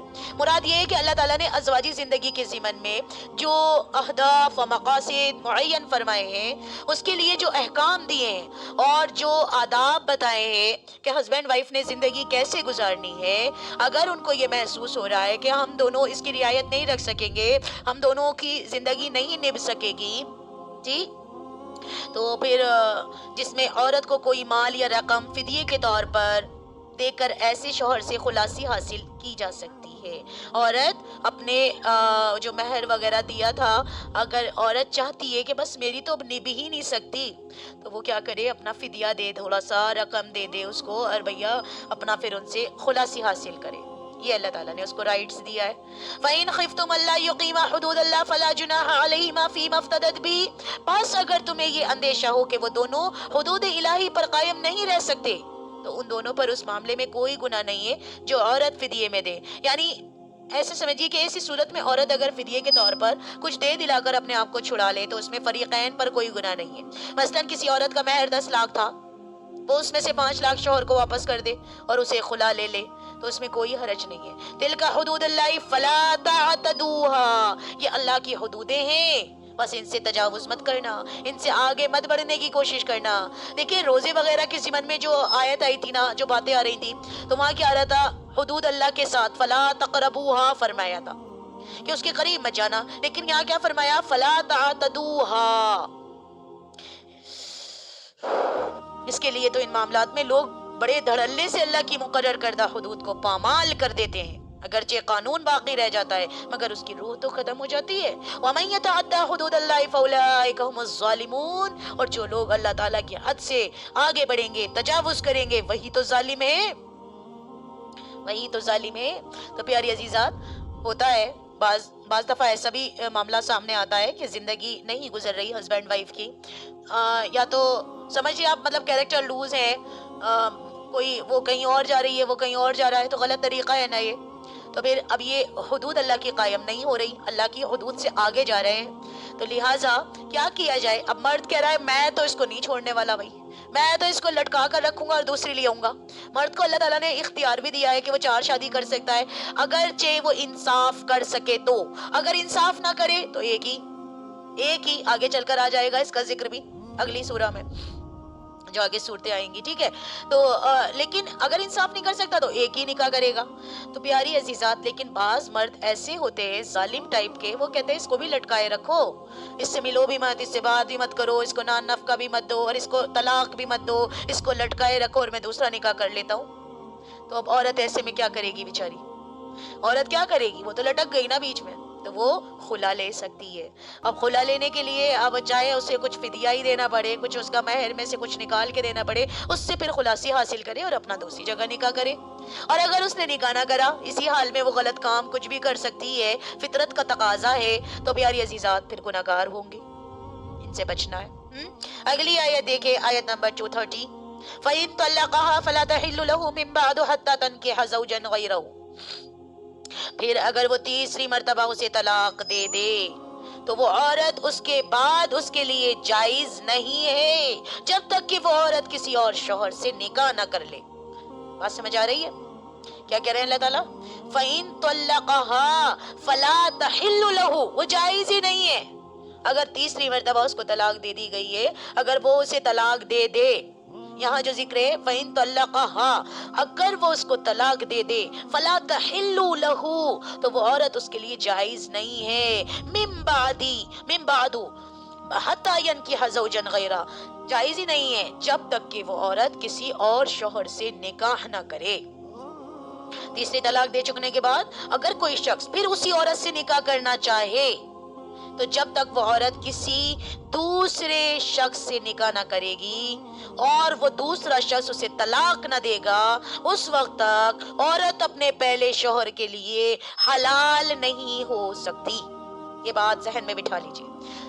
شوہر نے پہلی طلاق دے دی، دوسری بھی دے دی، اب مطلب عورت سدھر ہی نہیں رہی، تیسری بھی دے دی اور وہ عدت پوری ہو گئی. اب شوہر چاہ رہا ہے کہ میں اس کو یار رکھ لوں اپنے نکاح میں، نہیں رکھ سکتا، وہ عورت حرام ہو چکی ہے پوری طرح اس کے اوپر. اب کیا ہوگا؟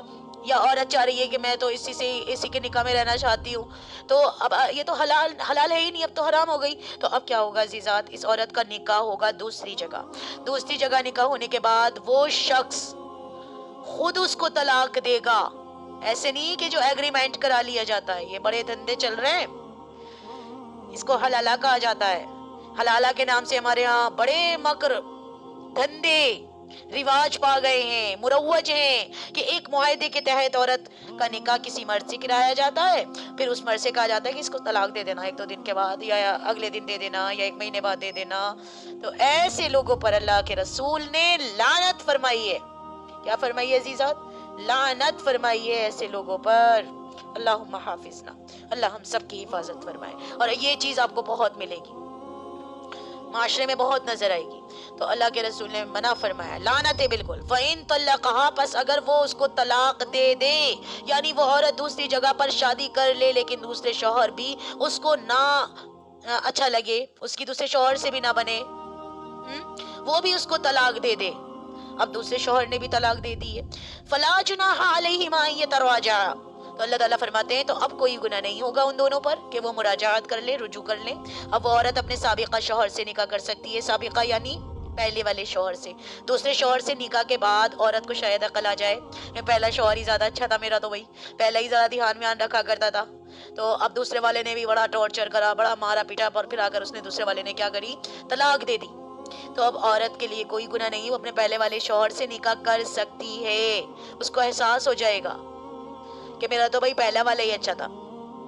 تو اب اگر وہ دوبارہ سابقہ شوہر، سابقہ بولتے ہیں یعنی پہلے والے کے شوہر سے رجوع کرنا چاہے تو اس کو اللہ تعالیٰ نے پھر اجازت دی ہے، پھر وہ نکاح کر سکتی ہے. ان الظن ان یقیم حدود اللہ، اگر ان کو یہ یقین ہو کہ وہ اللہ کی حدود کی پاسداری کر سکیں گے. ازواجی زندگی میں اللہ تعالیٰ نے جو حدود مقرر کی ہیں، جی جو حقوق بتائے ایک دوسرے کے، کہ اگر ان کو لگ رہا ہے کہ وہ مطلب اللہ تعالیٰ کی اس حدود کی پاسداری کر سکیں گے تو جو احکام دیے ہیں ان کو بہرحال مد نظر رکھنا ہے اور تمام معاملات پر فائق رہنا ہے. وَتِلْكَ حُدُودُ اللَّهِ يُبَيِّنُهَا لِقَوْمٍ يَعْلَمُونَ، اور یہ اللہ کی مقرر کردہ حدودیں ہیں جن کو واضح کر رہا ہے ان لوگوں کے لیے جو علم حاصل کرنا چاہیں، جو علم کے طالب ہیں، انہیں بتا رہا ہے اللہ تعالیٰ. یعلمون کا ترجمہ ہے جو جانتے ہیں، یعنی جنہیں علم حاصل ہے، لیکن یہاں اس کا مفہوم جو ہے نا وہ علم کے طالب ہے. یعنی بعض اوقات فعل کو طلب فعل کے معنی میں بھی استعمال کر لیا جاتا ہے عزیزات. وَإِذْ طَلَّقْتُمُ النِّسَاءَ فَبَلَغْنَ أَجَلَهُنَّ، آیت نمبر 231 دیکھیے. وَإِذْ طَلَّقْتُمُ النِّسَاءَ فَبَلَغْنَ أَجَلَهُنَّ، کیا مطلب ہے کہ اور جب تم لوگ اپنی بیویوں کو طلاق دو اور پھر وہ اپنی عدت پوری کر لیں. فَبَلَغْنَا أَجَلَهُنَّ فَأَمْسِكُوهُنَّ بِمَعْرُوفٍ أَوْ سَرِّحُوهُنَّ بِمَعْرُوفٍ، تو یا تو معروف طریقے سے انہیں روک لیا جائے اچھے انداز سے، یا پھر کیا کریں انہیں رخصت کر دو. وَلَا تُمْسِكُوهُنَّ ضِرَارًا لِتَعْتَدُوا، اور تم انہیں مت روکو نقصان پہنچانے کے ارادے سے کہ تم حدود سے تجاوز کر رہے ہو. پھر تو دیکھو ایسا مت کرو کہ تم انہیں تنگ کرنے کے لیے روک لو کہ اس کی خبر گیری کروں گا، اچھے سے اور خبر لوں گا کہ اگر طلاق ہو جائے، ایک طلاق دے دی ہے، 2 طلاق دے دی ہے اور پھر مطلب رجوع کر لیا کہ اچھا چلو میں اس سے رجوع کر لیتا ہوں لیکن سالی کو پھر بتاؤں گا، یہ کروں گا. ایسے لوگ ہوتے ہیں، ظلم کر رہے ہوتے ہیں، غصہ اتنا چڑھا ہوا ہوتا ہے کہ بس میں اس کو روک تو رہا ہوں لیکن اس کو بتاؤں گا اچھے سے بعد میں. تو یہ چیز غلط ہے. یہ چیز بہت غلط ہے، اس لیے رجوع کر رہا ہوں کہ اس عورت کو اور زیادہ مزید پریشان کروں، اسے تکلیف پہنچاؤں، تکلیف پہنچانے کے ارادے سے اس سے رجوع کر رہا ہوں۔ تو یہ سمجھ لیجئے جو بھی شخص اس طرح کا کام کر رہا ہے تو وہ اللہ کے قانون کا مذاق اڑا رہا ہے، اللہ کی دی ہوئی اجازت کا ناجائز استعمال کر رہا ہے، سزا ملے گی اس چیز پر۔ وَمَن يَفْعَلْ ذَلِكَ فَقَدْ ظَلَمَ نَفْسَهُ، اور جو کوئی بھی یہ کام کرے گا وہ اپنی ہی جان پر ظلم ڈھائے گا۔ اللہ تعالیٰ کیا کہہ رہے ہیں؟ وَمَن يَفْعَلْ، جو بھی کوئی یہ کام کرے گا، ذَلِكَ فَقَدْ ظَلَمَ نَفْسَهُ، وہ اپنی جان پر ہی ظلم ڈھائے گا۔ وَلَا تَتَّخِذُوا آيَاتِ اللَّهِ هُزُوًا، اور اللہ کی آیات کو مذاق نہ بنا لو۔ ضروری ہے کہ احکام شریعت پر ان کی روح کے مطابق عمل کیا جائے۔ یہی وجہ ہے کہ قرآن کریم میں خاص طور پر ازدواجی زندگی کے ضمن میں پیاری عزیزات بار بار اللہ کے خوف اور تقوی کی تاکید کی گئی، بار بار اللہ کا خوف اور تقوی کی تاکید بس یہی آ رہی ہے۔ اگر تمہارے دل میں اس چیز سے خالی ہو گئے، اگر ہمارے دل جو ہے نا تقوی سے خالی ہو گئے، اللہ کے خوف سے خالی ہو گئے، اگر سمجھ لیجئے کہ تمہارے دل اللہ کے خوف سے خالی ہو گئے تو پھر کیا ہوگا؟ آپ کے دل میں تقوی نہیں، آپ کے دل میں اگر پرہیزگاری نہیں، اللہ کا ڈر نہیں، اور کل قیامت کے دن کھڑے ہونے کا ڈر نہیں کہ فیصلہ ہوگا، کھڑے کھوٹے کو الگ کر دیا جائے گا، اگر یہ چیز نہیں ہے تو پھر ہم کیا کریں گے؟ شریعت کو کھیل تماشا بنا کر رکھ دیں گے، شریعت کا مذاق بنا کر رکھ دیں گے۔ وَاذْكُرُوا نِعْمَةَ اللَّهِ عَلَيْكُمْ، اور یاد کرو اللہ کے جو انعامات تم پر ہوئے، وَمَا أَنزَلَ عَلَيْكُمْ مِنَ الْكِتَابِ وَالْحِكْمَةِ، اور جو اس نے نازل فرمائی تم پر اپنی کتاب اور حکمت، يَعِظُكُمْ بِهِ، وہ اس کے ذریعے سے تمہیں نصیحت کر رہا ہے۔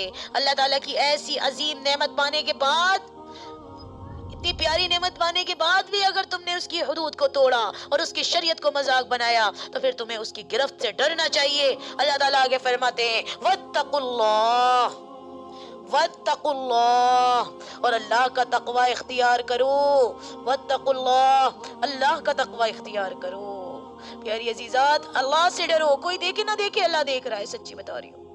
وَاعْلَمُوا أَنَّ اللَّهَ بِكُلِّ شَيْءٍ عَلِيمٌ، اور جان لیجئے کہ اللہ تعالیٰ کو ہر چیز کا حقیقی علم حاصل ہے، اللہ ہر چیز کو جانتا ہے، ہمارے کھلے چھپے ڈھکے سب جانتا ہے، ہمارے دل میں کیا چل رہا ہے سب جانتا ہے۔ کسی کو تنگ تو کرنا سوچنا ہی مت، کسی کو پریشان کرنے کی تو سوچنا ہی مت۔ اللہ کی قسم ظلم کی ٹہنی کبھی پھلتی نہیں ہے، ظلم جو ہوتا ہے اندھیروں میں ہوتا ہے، مظلوم کی دعا ایسی جاتی ہے عرش پر جا کر لگتی ہے۔ کسی پر اگر ظلم کیا جائے نا، اللہ کی قسم بتا رہی ہوں میں آپ کو، اللہ کی قسم کھا کر بتا رہی ہوں کہ اللہ تعالیٰ مظلوم کی بد دعا فوراً قبول کرتے ہیں۔ کبھی کسی پر ظلم کرنے کی سوچنا مت۔ میرے نبی نے فرمایا المسلم من سلم المسلمون من لسانی و یدی، کامل مسلمان وہ ہے جس کے ہاتھ اور زبان سے کسی کو تکلیف نہ پہنچے۔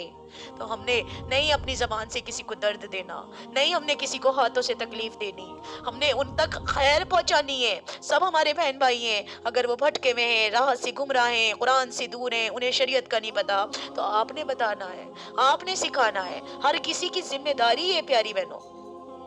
اللہ تعالیٰ ہمیں زیادہ سے زیادہ اس ذمہ داری کو نا سیکھنے والا بنائے، سمجھنے والا بنائے۔ اب آگے ذکر آ رہا ہے آیت نمبر 232، کیا بات آ رہی ہے یہاں پر، اس کو سمجھیے۔ وَإِذْ طَلَّقْتُمُ النِّسَاءَ فَبَلَغْنَ، اچھا یہ رکو بھی ہمارا یہاں سے نا 14 رکو شروع ہو گیا، اور سیقل کا پارا یہاں پر ہمارا 3 پاؤ ہو گیا ہے، ثلاثہ۔ وَإِذَا طَلَّقْتُمُ النِّسَاءَ فَبَلَغْنَ أَجَلَهُنَّ فَلَا تَعْضُلُوهُنَّ أَن يَنكِحْنَ أَزْوَاجَهُنَّ إِذَا تَرَاضَوْا بَيْنَهُم بِالْمَعْرُوفِ، اور جب تم اپنی عورتوں کو طلاق دے دو۔ دیکھ رہی ہیں آپ کتنا ڈیپیسٹ سمجھایا جا رہا ہے، کتنی بار بار آیات آ رہی ہیں اس بارے میں کہ جب آپ اپنی عورتوں کو طلاق دے دو پھر وہ اپنی عدت پوری کر لیں تو مت آڑے آؤ اس میں کہ وہ عورتیں پھر نکاح کر لیں اپنے سابق ازواج سے، جبکہ وہ آپس میں رضامند ہو جائیں بھلے طریقے پر۔ کیا بات بتائی گئی ہے؟ وَإِذَا طَلَّقْتُمُ النِّسَاءَ فَبَلَغْنَا، جب تم اپنی عورتوں کو طلاق دے دو اور وہ اپنی عدت پوری کر لیں، فَبَلَغْنَا یعنی کہ پہنچ جائیں اپنی عدت کی پوری اس پر، أَجَلَهُنَّ فَلَا تَعْضُلُوهُنَّ أَن يَنكِحْنَ أَزْوَاجَهُنَّ إِذَا تَرَاضَوْا بَيْنَهُم بِالْمَعْرُوفِ، तो मत आड़े आना, कोई भी मत रुकावट बनना उनके आगे, कि वो औरतें फिर निकाह कर लें अपने साबिक शौहर से, अपने पहले वाले शौहर से, जबकि वो आपस में रजामंद हो जाएं, दोनों आपस में फिर से मिल गए और इस वाली मतलब दूसरे शौहर ने इसको तलाक दी और उसकी वो इद्दत पूरी हो गई। अब बाज़ औक़ात ऐसा होता है ना, घर वाले मना कर रहे होते हैं, तो यहाँ तो घर वालों का कोई मानना ही नहीं। यहाँ पर क्या बात बताई जा रही है, जो औरत तलाक पाकर अपनी इद्दत पूरी कर चुकी हो वो आज़ाद है, जहाँ चाहे अपनी पसंद से निकाह कर ले। उसके इरादे में तलाक देने वाले शौहर या उसके खानदान वालों को कोई रुकावट नहीं डालनी चाहिए। इसी तरह अगर किसी शख्स ने अपनी बीवी को 1 या 2 तलाक दी और इद्दत के दौरान रुजू नहीं किया, तो अब इद्दत के बाद औरत को इख्तियार हासिल है कि वो चाहे तो उसी शौहर से निकाह सानी कर सकती है। आयत 228 में हम यही पढ़ कर आए, ये बात वजाहत के साथ बयान हो चुकी है वहाँ पर कि 1 या 2 तलाक की सूरत में शौहर को इद्दत के दौरान रुजू का हक हासिल है, निकाह सानी कर सकती है। लेकिन अगर इद्दत पूरी हो गई तो अब ये तलाक़े रजी नहीं रही, तलाक़े बाइन हो जाती है। अब शौहर और बीवी का जो रिश्ता था वो टूट गया है, अब जब ये रिश्ता टूट गया है, अब अगर ये रिश्ता फिर से जोड़ना है तो दोबारा निकाह करेगी और उस औरत की मर्जी को दखल है फिर उसमें दूसरा निकाह में ना, तो उसको उसी का मर्जी देखी जाएगी। इद्दत के अंदर अंदर रुजू की सूरत में औरत की मर्जी को दखल नहीं है। अगर इद्दत के अंदर अंदर फिर औरत की मर्जी नहीं चलेगी, इद्दत के अंदर है अब तो मर्द की मर्जी है, लेकिन इद्दत पूरी हो गई फिर औरत की मर्जी चलेगी। इद्दत के बाद अब औरत को इख्तियार है, वो जो चाहे या तो उसी साबिक शौहर से निकाह कर सकती है, निकाह सानी कर ले, चाहे अपनी मर्जी से किसी और से निकाह कर सकती है। अलबत्ता तलाक मुगल्लज़, तीसरी तलाक के बाद जब तक इस औरत का किसी और मर्द से निकाह ना हो जाए, वो भी इसी तलाक मतलब वो भी उसे तलाक ना दे दे जब तक, तो साबिक शौहर के निकाह में नहीं आ सकती जब तक वो तलाक ना दे दे। जब वो तलाक दे दे तो फिर वो कर सकती है, पहले वाले शौहर से कर सकती है फिर शादी। तो अब किसी और को ना यहाँ पर यही बात बताई जा रही है, आड़ नहीं आना चाहिए, यानी बीच में रुकावट डाल देते हैं ना आमतौर पर। इस तरह से होता है कि औरत की करीबी रिश्तेदार उसमें रुकावट बनते हैं, कहते हैं कि उस शख्स ने पहले तुम्हें कितना सताया है, कैसे रखा है, तुम्हें यूं नहीं दिया, तुम्हें वो नहीं करा, फिर तुम दोबारा से उसी के निकाह में जा रही हो, इस तरह से रोका जाता है। तो फिर उससे निकाह करना चाहती हो है तो ये चीज़ रोका जाता है। तो हमारा मतलब यहाँ पे ये बताया कि आपने ऐसा नहीं करना, आड़ नहीं बनना किसी के उसमें। ज़ालिका युअज़ु बिही मन काना मिनकुम युमिनु बिल्लाहि वल यौमिल आखिर, ये वो चीज़ है जिसकी नसीहत की जा रही है तुम में से उसको जो वाक़अतन ईमान रखता हो अल्लाह पर और यौम आखिरत पर। जिनके अंदर ईमान ही नहीं है फिर उनके लिए तो सारी नसीहतें गोया ऐसे ही समझिए कि बस वही है कि भैंस के आगे बीन बजाने वाली बात है। लेकिन जिसके अंदर ईमान है वो तो ये सारी बातें समझेंगे, जिससे उन्हें फ़ायदा उठाना होगा तो वो इस बात को समझेंगे कि भाई हमने कैसे अपनी अज़वाजी ज़िंदगी को लेके चलना है, हमने ये सब काम करने ही नहीं है। तो इतनी सी बातों में ऐसा हो जाता है, दिल बुरे हो जाते हैं। तो समझिए, और जिनको क्या कहते हैं ईमान ही नहीं लाना, जिनको अल्लाह और उसके रसूल की बात को मानना ही नहीं है, तो फिर उनके तो समझाना भी बेकार ही है, बिल्कुल ऐसा समझिए फिर तो बस भैंस के आगे बीन बजा रहे हैं, कोई फ़ायदा ही नहीं होगा। तो ये चीज़ हमें बहुत डीपली समझनी है। ज़ालिकुम अज़का लकुम व अतहर, यही तरीक़ा तुम्हारे लिए ज़्यादा पाक और ज़्यादा उम्दा है। वल्लाहु यअलमु व अंतुम ला तअलमून, और अल्लाह जानता है तुम नहीं जानते, लिहाजा तुम अपनी अक़ल को मुक़द्दम न रखो बल्कि अल्लाह के अहकाम को मुक़द्दम रखो। मर्द औरत दोनों का खालिक वही है, उसे मर्द भी अजीज़ है, उसे औरत भी अजीज़ है। नबी सल्लल्लाहु अलैहि वसल्लम ने फरमाया है अल खल्क़ु अयालुल्लाह, यानी तमाम मखलूक अल्लाह के कुनबे की माने दे, लिहाजा अल्लाह का तो हर इंसान ही महबूब है, हुआ चाहे वो मर्द हो या औरत। इंसान उसकी तख्लीक का ये समझिए शाहकार है, उसके साथ साथ उसका इल्म भी कामिल है, वो सब कुछ जानता है कि औरत के क्या हुकूक होने चाहिए और मर्द के क्या होने चाहिए। आयत नंबर 233, वल्वालिदातु युर्दिअना औलादहुन्ना हौलैनि कामिलैनि, यहाँ दूध पिलाने के बारे में आ रहा है। लिमन अरादा अन युतिम्म अर्रज़ा, और माएँ अपनी औलाद को दूध पिलाएं पूरे 2 साल, माएँ अपनी औलाद को दूध पिलाएं पूरे 2 साल। लिमन अरादा अन युतिम्म अर्रज़ा, उस शख्स के लिए जो मुद्दत रज़ाअत को पूरी कराना चाहता हो।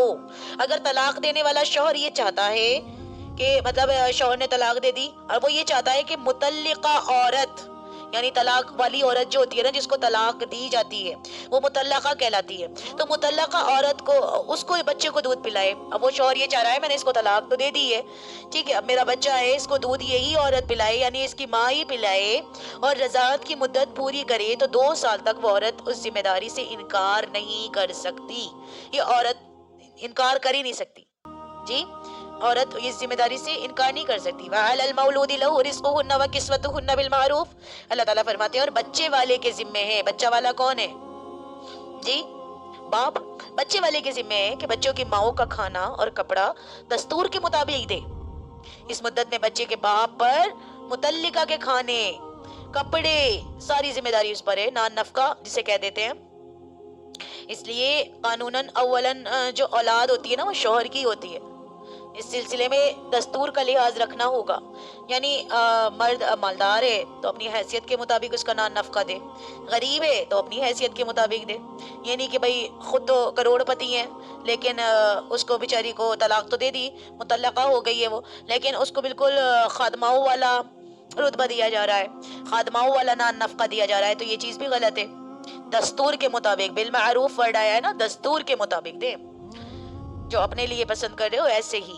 لا تکلف نفس الا وسعها، کسی پر ذمہ داری نہیں ڈالی جاتی مگر اس کی وسعت کے مطابق. یعنی جتنی اللہ نے تمہیں وسعت دی ہے، تم ہو تو کروڑ پتی اور دے رہے ہو اس کو جو خرچہ دے رہے ہو وہی والا جو خاتماؤں کو دیا جاتا ہے، تو یہ غلط ہے. لا تزار والدتم بولدیہا، والدتم، والدہ کے بارے میں بات آ رہی ہے. نہ تو تکلیف پہنچائی جائے کسی والدہ کو اپنے بچے کی وجہ سے، ولا مولود لہ بولدہ، اور نہ اس کو جس کا وہ بچہ ہے یعنی باپ، اس بچے کی وجہ سے باپ کو بھی تکلیف نہ پہنچائی جائے. ایسا ہوتا ہے اکثر کہ کبھی تو ماں سے دور کر دیا جاتا ہے بچے کو، کبھی باپ سے دور کر دیا جاتا ہے، کبھی ستایا جا رہا ہوتا ہے. تو یہ چیزیں غلط ہیں. ایک دوسرے میں آپس میں ملنے دینا چاہیے، سب ہونا چاہیے. دونوں یعنی دونوں کے ساتھ منصفانہ سلوک کیا جائے.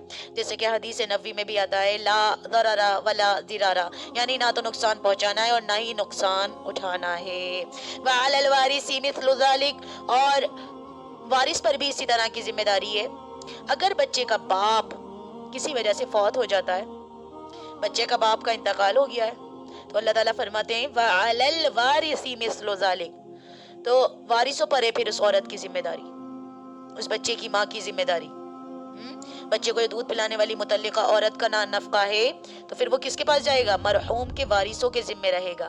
یعنی کہ ایک آدمی ہے، اس نے اپنی بیوی کو طلاق دے دی ہے، اس کا ایک بچہ ہے، اس نے اس عورت سے کہا کہ بھئی آپ نے ہی دودھ پلانا ہے، وہ 2 سال تک دودھ پلا رہی ہے.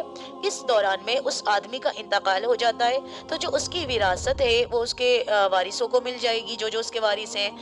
فار ایگزامپل اگر اس کی دوسری بیوی ہے یا اس کے اور دوسرے بچے ہیں، یا اگر دیکھا جائے اس کے والدین ہیں تو والد ہے تو والد کے پاس آ جاتی ہے نا، اور جو والدہ ہے ان کے پاس، یعنی جو وارث بن جاتے ہیں نا، پھر یہ سارا نان نفقہ پھر ان کے کھاتے میں جائے گا. اس طرح سے تو اس چیز کو بھی سمجھنا بہت ضروری ہے. فَإِنْ أَرَادَ فِصَالًا عَنْ تَرَاضٍ مِّنْهُمَا وَتَشَاوُرٍ، پھر اگر ماں باپ چاہیں، دونوں وہ چاہ رہے ہیں کہ دودھ چھڑا لیں 2 برس کے اندر ہی، تو ایک دوسرے سے رضامندی کرنے کے بعد یا صلاح مشورہ اچھے سے کر لیا ہے کہ بھئی اب ہم اس بچے کا دودھ چھڑانا چاہتے ہیں، تو صلاح مشورہ کر سکتے ہیں. فلا جناح علیہما، تو ان دونوں پر بھی کچھ گناہ نہیں ہے. وَإِنْ أَرَدْتُمْ أَنْ تَسْتَرْضِعُوا أَوْلَادَكُمْ، اور اگر تم اپنے بچے کو کسی اور سے دودھ پلوانا چاہو، فلا جناح علیکم، تو بھی تم پر اس پر کوئی گناہ نہیں ہے، کسی اور بچے سے، کسی اور عورت سے پلوا سکتے ہو، دایا سے. یعنی اگر بچے کا باپ یا اس کے ورثاء بچے کی والدہ کی جگہ کسی اور عورت سے بچے کو دودھ پلوانا چاہیں تو اس پر بھی کوئی حرج نہیں ہے، انہیں اس کی بھی اجازت ہے. بشرط یہ کہ اذا سلمتم ما آتیتم بالمعروف، جب کہ تم بچے کی ماں کو سلمتم ما آتیتم، بچے کی ماں کو وہ سب کچھ دے دو جس کا تم نے دینا ٹھہرایا تھا دستور کے موافق. تو یہ چیز آپ کو سمجھ آئی. آگے فرمایا جا رہا ہے واتقوا اللہ، پھر وہی ورڈ آیا واتقوا اللہ، اللہ سے ڈرو. وَاعْلَمُوا أَنَّ اللَّهَ بِمَا تَعْمَلُونَ بَصِيرٌ، یعنی ڈرنے سے مطلب کیا ہے؟ اللہ کا تقوی اختیار کرو. جس چیز کو اللہ تعالیٰ کہہ رہے ہیں نہ آنے والی تباہی بہت خطرناک ہوگی، بچ جاؤ ابھی سے اللہ تعالیٰ کا کہا مان لو، اللہ کا تقوی اختیار کرو، اور جان رکھو کہ جو کچھ تم کر رہے ہو اسے اللہ دیکھ رہا ہے. اللہ کی نظروں سے نہیں چھپ سکتے. तकवा के मायने क्या है? बचना, परहेजगारी करना, जैसे जैसे अल्लाह बता रहे हैं बस करते चले जाओ ऐसे। अगर ऐसा करना है तो कामयाब हो जाओगे। अल्लाह तो देख रहा है, अल्लाह तो जानता है आपके दिलों में क्या चल रहा है। तो यहाँ ये बात बताई जा रही है। तो मैं समझती हूँ ये चीज आपको समझ आ गई होगी तलाक के बारे में। यहाँ जो तलाक का जिक्र आ रहा है ये उन औरतों का है जिनको तलाक दी जाती है। अब आगे जो जिक्र आ रहा है ये उस तलाक के बारे में आ रहा है अजीजात, जो औरतें बेवा हो जाती हैं, जिनके शौहर वफात पा जाते हैं। तो अब हम इसको भी समझेंगे अच्छे से। पहले एक बार इसको फिर जहन में लाइए कि अगर कोई शख्स किसी औरत को तलाक देना चाहे तो एक बार दे दे, वो इद्दत कर रही है, अगर इद्दत पूरी नहीं हुई तो रुजू कर सकता है। और अगर दूसरी बार उसने पहली बार उसने रुजू कर लिया, ठीक है, फिर ऐसी कोई मामला हो गया दोबारा में, फिर उसने दोबारा भी तलाक दे दी, फिर इद्दत के दौरान वो रुजू कर सकता है। लेकिन अगर उसने रुजू कर लिया, अब दोबारा भी कोई बात ऐसी हो गई, फिर उसने वो तलाक दे दी और इद्दत पूरी हो गई, तो फिर अब वो उसे रुजू करने का इख्तियार नहीं है, अब वो रुजू नहीं कर सकता। अच्छा, क्या कहते हैं, अब औरत अगर चाहती है कि मैं पहले शौहर के ही निकाह में आ जाऊं, उसी से दोबारा निकाह कर लूं, तो क्या होगा? उससे पहले दूसरी जगह निकाह करना होगा। दूसरे जगह जो निकाह होगा, अगर ये तय करके कर लिया कि तुमने तलाक देनी है, तो इस पर ऐसे शख्सों पर अल्लाह ताला ने लानत फरमाई है। तय करने वाला भी और इस तरह से निकाह करने वाला, सब पर लानत हो जाएगी। गलत तरीका है ये, हीला वो कहलाता है ना, हलाला। तो ये चीज गलत है। अच्छा जी, अगर वो दूसरे शौहर ने अपनी मर्जी के मुताबिक कोई बात पसंद नहीं आई उस औरत की, तो खुद तलाक दे दी और उसने वो इद्दत पूरी कर ली। अब औरत चाहती है कि मैं अपने पहले वाले शौहर से रुजू करूं, उससे निकाह करूं, तो अब औरत को इख्तियार है। फिर उसके बारे में बताया, कोई आड़ ना बनो, कोई आड़ ना बनो, कोई रुकावट ना डालो।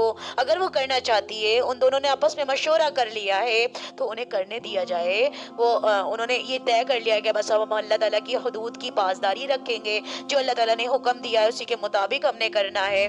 और फिर औरत को ठोकर खा के अकल आ ही जाती है ना, मर्द को भी आ जाती है, और इतने दिन हो जाते हैं, तो मतलब दोनों तरफ से देखा जाए अगर, तो ये चीज़ हमें पता चलता है इस्लाम से। और अच्छा, एक चीज़ ये भी हमने अभी सीखी है, अभी में क्या सीखी है कि औरत के बच्चा है अगर छोटा सा, बिल्कुल न्यू बॉर्न बेबी है, और वो उसका शौहर दूध पिलवाना चाहता है, तो वो मतलब औरत इनकार नहीं कर सकती, 2 साल वो दूध पिलाए।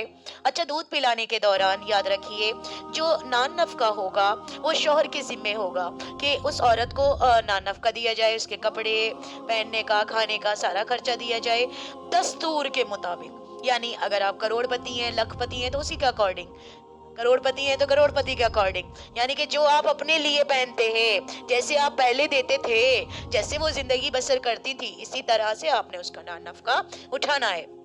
और जब 2 साल हो जाएं, अगर क्या कहते हैं, अब वो आपस में सलाह मशवरा करके बच्चे का दूध छुड़ाना चाहते हैं तो छुड़ा सकते हैं। अच्छा, अगर वो शौहर किसी और से दूध पिलवाना चाहता है तो ये भी जायज़ है।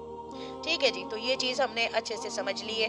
बस असल चीज क्या बताई जा रही है, बार बार समझाया जा रहा है, तकवा तकवा तकवा जरूरी है, तकवा जरूरी है। अल्लाह का डर है तो आप सब करेंगे, अल्लाह का डर नहीं है तो आप कुछ भी नहीं करेंगे। अब जो आयत आ रही है, आयत नंबर 234, तो यहाँ पर इस चीज को अच्छे से जहन में रखिए कि ये जो बात आ रही है यहाँ 234 में अजीजात, यहाँ बात हो रही है जी उनके बारे में जो वफात पा जाते हैं।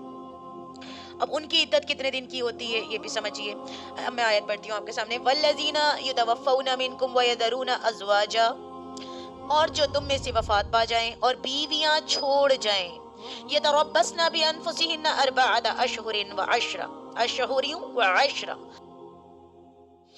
क्या मतलब है कि अल्लाह ताला क्या फरमाते हैं, जो तुम में से वफात पा जाएं और बीवियां छोड़ जाएं, वल्लज़ीना युतवफ़्फ़ौना मिनकुम वयदरूना अज़वाजा, और जो तुम में से वफात पा जाएं और बीवियां छोड़ जाएं, यतरब्बसना बिअन्फुसिहिन्ना अर्बअता अशहुरिन व अशरा, तो वो औरतें रोके रखें अपने आप को 4 माह 10 दिन तक। वो औरतें क्या करें, अपने आप को 4 महीने 10 दिन तक रोके रखें। इससे पहले आयत 228 में मुतल्लका औरत की इद्दत के बारे में बयान था कि वो क्या था कि 3 हैज के बारे में बताया गया था कि 3 हैज गुजर जाएं, इतने दिन की इद्दत होगी उनकी, मुतल्लका औरतों की। यहाँ बेवा औरतों की इद्दत का बयान किया जा रहा है कि वो शौहरों की वफात के 4 माह 10 दिन बाद अपने आप को शादी से रोके रखें। शौहर की वफात हो गई है, कितने दिन? 4 माह 10 दिन। फैज़ा बलगना अजलहुन्ना, बस जब वो अपनी मुद्दत तक पहुंच जाएं यानी इद्दत गुजार ले, फला जुनाह अलैकुम फीमा फअलना फी अनफुसिहिन्ना बिल मारूफ, तो तुम पर कोई गुनाह नहीं है इस मामले में जो कुछ वो अपने बारे में दस्तूर के मुताबिक करें। अब जब इद्दत उनकी पूरी हो गई है तो क्या है, उनकी इद्दत पूरी हो गई तो अब उन पर कोई गुनाह नहीं है इस मामले में जो कुछ वो अपने बारे में दस्तूर के मुताबिक करें। दस्तूर के मुताबिक से मतलब क्या है, इद्दत गुजार चुकने के बाद अब वो आज़ाद हैं, यानी जहां मुनासिब समझे निकाह कर सकती हैं। अब तुम उन्हें रोकना चाहो कि हम सोचते हैं ना कि भाई ये तो हमारी नाक कट जाएगी अगर इसने शादी कर ली, और हम इस तरह के अल्फाज बोल रहे होते हैं, बेवा होकर इससे सबर नहीं किया जा रहा, बच्चे वाली होकर सबर नहीं किया जा रहा, सबर से बैठ नहीं सकती थी क्या, इससे रहा नहीं जा रहा, इस तरह के अल्फाज हम बोलते हैं। ये बहुत गुनाह है मेरी प्यारी बहनों। जब अल्लाह ने कह दिया है फला जुनाहा, तुम पर कोई गुनाह नहीं है, अलैकुम, तुम पर कोई गुनाह नहीं है, फला जुनाहा अलैकुम, तुम पर कोई गुनाह नहीं है, फीमा फअलना फी अनफुसिहिन्ना बिल मारूफ, कि इस मामले में जो कुछ वो अपने बारे में दस्तूर के मुताबिक करे। तो अब हम ऐसे कह रहे होते हैं तो ये बहुत गलत है, इस तरह की बातें बिल्कुल गलत है। अब तुम्हारा कोई इख्तियार नहीं है कि तुम उसे रोको या उसे कुछ कहो, आप होती कौन हो भाई उसको कहने वाली, आपको ये राइट्स किसने दिया? ये हम अपनी जबानों से अल्फाज निकाल रहे होते हैं, ये सब शैतानी बातें, इनसे परहेज करें। हम होते कौन है एक बेचारी बहन के बारे में ऐसा कहने वाले? अच्छा हम दिल तो दुखाते हैं कि भला फला बहन बीमार, वो क्या कहते हैं, बेवा हो गई, छोटे छोटे बच्चे छोड़कर चली गई, उसको खर्चा पानी देते हैं, दिल दुखाते हैं, जरा थोड़ा बहुत दे दिया, 1 महीने ध्यान रख लिया, ये 1 साल रख लिया, अब वो बेचारी इतनी परेशान। एक औरत बगैर शोहर के कैसे रह सकती है? एक तो फितरत का तकाजा है, नफ्स का तकाजा है, माशरे का देखो क्या बुरा हाल है, ऊपर से बच्चियों की जिम्मेदारियां, एक औरत अकेले ऐसे कैसे कर सकती है? और हम लोग क्या करते हैं, थोड़ी थोड़ी मदद कर रहे होते हैं, है ना। लेकिन असल मदद बहनों पता है क्या होती है? आप उनके लिए उनका निकाह के बारे में सोचें कि उनका निकाह कराया जाए, कोई ऐसे लोग मिल जाए, कोई ऐसी फैमिली मिल जाए कि हम उस बच्ची का निकाह के बारे में सोचें। अब बेचारी बहुत सी बहनें तो बहुत ही कम कम उम्र में बेवा हो जाती हैं अजीज़ात, 30 साल 35 साल की उम्र में हो जाती हैं, और हम लोग उसको बिठाए रखते हैं। अक्सर सासें भी ऐसी होती हैं बहुत सी कि अगर उनका एक ही बेटा था या क्या कहते हैं 4 बेटे थे, जैसा भी है ना, अगर एक है तो तब भी नहीं कराती, अगर 4 हैं तो तब भी नहीं कराती कि भाई छोटे वाले से करा दें, नहीं, या कहीं और करा दें, नहीं, ये कोई सोचता ही नहीं। इसके तो बच्चे हैं, इसे कौन रखेगा भाई? शरीयत ने हुक्म दिया है, शरीयत ने कहा है, अल्लाह ताला ऐसे ही जोड़ा मिलवा देते हैं, ऐसी बात नहीं है। अगर हम इरादा करते हैं तो अल्लाह ताला मिलवा देते हैं। बहुत सारी बहनें बेचारी बैठी रहती हैं, लेकिन वो कितनी अजियत से गुजरती हैं, सारी जिंदगी उनकी एक तरह से नर्क बन जाती है। एक औरत की बस की नहीं है बच्चों को पालना बगैर महरम के, यकीन जाने बच्चे नालायक ही बन जाते हैं अक्सर, अक्सर मोस्टली बच्चे बगैर बाप के, बाप का साया अगर सर पर ना हो तो वो नालायक टाइप के बन जाते हैं। भाई औरत तो घर में ही तो रह सकती है, वो कहाँ बुर्का उठाए उठाए फिरेगी, या वो कहाँ उसके पीछे फिरेगी? नहीं हो सकता ऐसा। तो लिहाजा औरतों को अल्लाह ताला ने ये हुक्म दिया है कि मतलब कि उस पर कोई गुनाह नहीं है, वो जो चाहे अपने करे। अगर उसको लग रहा है कि भाई मैं रह लूँगी, या मेरे पास अच्छा सरमाया है, मेरा शौहर अच्छा छोड़ कर गया है, मैं सब कुछ संभाल सकती हूँ, तो फिर भी देखें सब कुछ हो जाने के बाद भी ना एक नफ्स का तकाजा होता है जो अल्लाह ताला ने इंसान में रखा है, शहवत का तकाजा। तो अगर औरत के अंदर ये चीज़ है तो ठीक है, नहीं तो भाई कर लेना चाहिए, चाहे किसी भी उम्र में हो, कोई मना नहीं है, अल्लाह ताला ने इजाज़त दी है। अल्लाह बिमा तामलूना खबीर, और जो कुछ तुम कर रहे हो अल्लाह उससे बाखबर है। कौन कर रहे हो? यानी तुम उसके बारे में जो भी कुछ कह रहे हो तो देखो अल्लाह ताला सब जानते हैं। जब अल्लाह ने राइट्स दे दिया है तो आप होते कौन हो, या मैं होती कौन हूँ किसी पर ऑब्जेक्शन करने वाली, एलिगेशंस लगाने वाली? फिर उसके ऊपर एलिगेशंस ही लगते हैं, दुनिया फिर उसको कुछ कुछ कहती है कि भाई ये तो इनके यहाँ तो ये ना वगैरह मरे हैं, वो आ रहे हैं। तो ये चीज़ें एलिगेशन से बचने के लिए सारे काम इंसान को अल्लाह और उसके रसूल के हुक्म के मुताबिक करने चाहिए। ठीक है, अगली आयत देखें 235, वला जुनाह अलैकुम फीमा अर्रस्तुम मिन खितबती निसाई औ अकनंतुम फी अनफुसिकुम, और तुम पर कुछ गुनाह नहीं है उसमें कि किनाया व इशारा में जाहिर कर दो उन औरतों से पैगाम निकाह या पोशीदा रखो अपने दिलों में। कितनी खूबसूरत बात अल्लाह ताला ने बताई है। कोई औरत अगर बेवा हो गई है तो अब लोगों के दिल में ख्याल आ जाने लगता है, मर्द हजरात के दिल में, कि फला बेचारी इतनी कम उम्र में हो गई, चलो मैं इससे निकाह कर लूंगा, हो सकता है देवर के जहन में आ जाए, है ना। दिल दुखाने लगते हैं ना बच्चों के बारे में सोचकर या उसकी कम उम्री के बारे में सोचकर। تو اللہ تعالیٰ یہاں پر یہی بات کہہ رہے ہیں ولا جناح علیکم فیما عرضتم به من خطبۃ النساء او اکننتم به انفسکم، اور تم پر کچھ گناہ نہیں ہے اس میں کہ کنایا و اشارہ میں ظاہر کر دو ان عورتوں سے پیغام نکاح، یا پوشیدہ رکھو اپنے دلوں میں، یا تو تم اس کو چھپا لو کہ چلو بھائی اس کی عدت پوری ہو جائے گی میں اس سے نکاح کر لوں گا، یا آپ اشارہ بھی کر سکتے ہو کہ بھائی میں مطلب اشارہ کسی کے ذریعے سے کروایا جا سکتا ہے کہ بھائی میں کر لوں گا انشاءاللہ۔ تو اس عورت کا عدت کے دوران نکاح تو نہیں ہو سکتا نا، عدت کے دوران تو نکاح ہو نہیں سکتا، نہ ہی اسے واضح طور پر پیغام میں نکاح دیا جا سکتا کہ وہ عدت میں اور ڈائریکٹ اس سے کہہ دیا جائے کہ میں تم سے نکاح کر لوں گا، تو یہ چیز بھی غلط ہے۔ لیکن ہاں یہاں اللہ تعالیٰ نے کہا ہے آپ اشارے سے کہہ سکتے ہیں، البتہ اشارہ کنائے میں یہ بات کہی جا سکتی ہے کہ مجھے اس میں دلچسپی ہے، یا پھر یہ بات اپنے دل میں ہی پوشیدہ رکھی جائے اور عدت ختم ہونے کا انتظار کیا جائے۔ علم اللہ انکم ستذکرونہن، اللہ کو تو معلوم ہے کہ تم ان عورتوں کا ذکر کرو گے، اللہ کو معلوم ہے کہ تم یعنی یہ عورت بیوہ ہو گئی ہے، اب اس عورت کا تم ذکر کرو گے، آخر تمہیں ان کا خیال تو آئے گا ہی نا کہ یہ عورت بیوہ ہو گئی ہے، اب میں اس سے شادی کر سکتا ہوں۔ کوئی آدمی بھی یہ سوچ سکتا ہے، کوئی بھی سوچ سکتا ہے، کسی کے دل میں بھی یہ خیال آ سکتا ہے، یہ جو میرے دل میں خیال آ رہا ہے بیوہ کے بارے میں جی، تو اور اس سے نکاح کی رغبت پیدا ہو رہی ہے کہ میں مطلب میرے دل کے اندر ایک بات آ رہی ہے کہ میں اس سے نکاح کر لوں گا، ٹھیک ہے، یہ رغبت پیدا ہو رہی ہے، تو اب یہ دھیان بھی آ رہا ہے کہ شاید میں گناہ گار نہ ہو گیا ہوں، یہ بات میں سوچ رہا ہوں کہ میں اس عورت سے شادی کر لوں گا، تو اب یہ چیز ہے نا کہ تم شاید یہ سوچ رہے ہو کہ گناہ گار ہو گیا ہوں، لیکن یہاں اطمینان دلایا جا رہا ہے کہ ایسے خیال کا آنا گناہ نہیں ہے، یہ قانون فطرت ہے، اللہ تعالیٰ نے فطرت کا تقاضا رکھا ہے، کیونکہ نفس لگا ہوا ہے، نفس لگا ہوا ہے، سبھی کے ساتھ ہے، عورت کے ساتھ بھی ہے، مرد کے ساتھ بھی ہے، تو یہ فطرت کا تقاضا ہے۔ اللہ تعالیٰ فرماتے ہیں آگے وَلَكِنْ لَا تُوَعِدُوهُنَّ سِرًّا، لیکن ان سے نکاح کا وعدہ نہ کر رکھو چھپ کر، ایسا نہ ہو کہ خفیہ ہی خفیہ نکاح کی بات پکی کر لو، ان سے فون پر باتیں کر لو اور سارا سب کچھ سیٹ کر لو، یہ چیزیں سب صحیح نہیں ہے کہ خفیہ طور پر اس عورت سے نکاح کی بالکل پکی بات کر لی ہے۔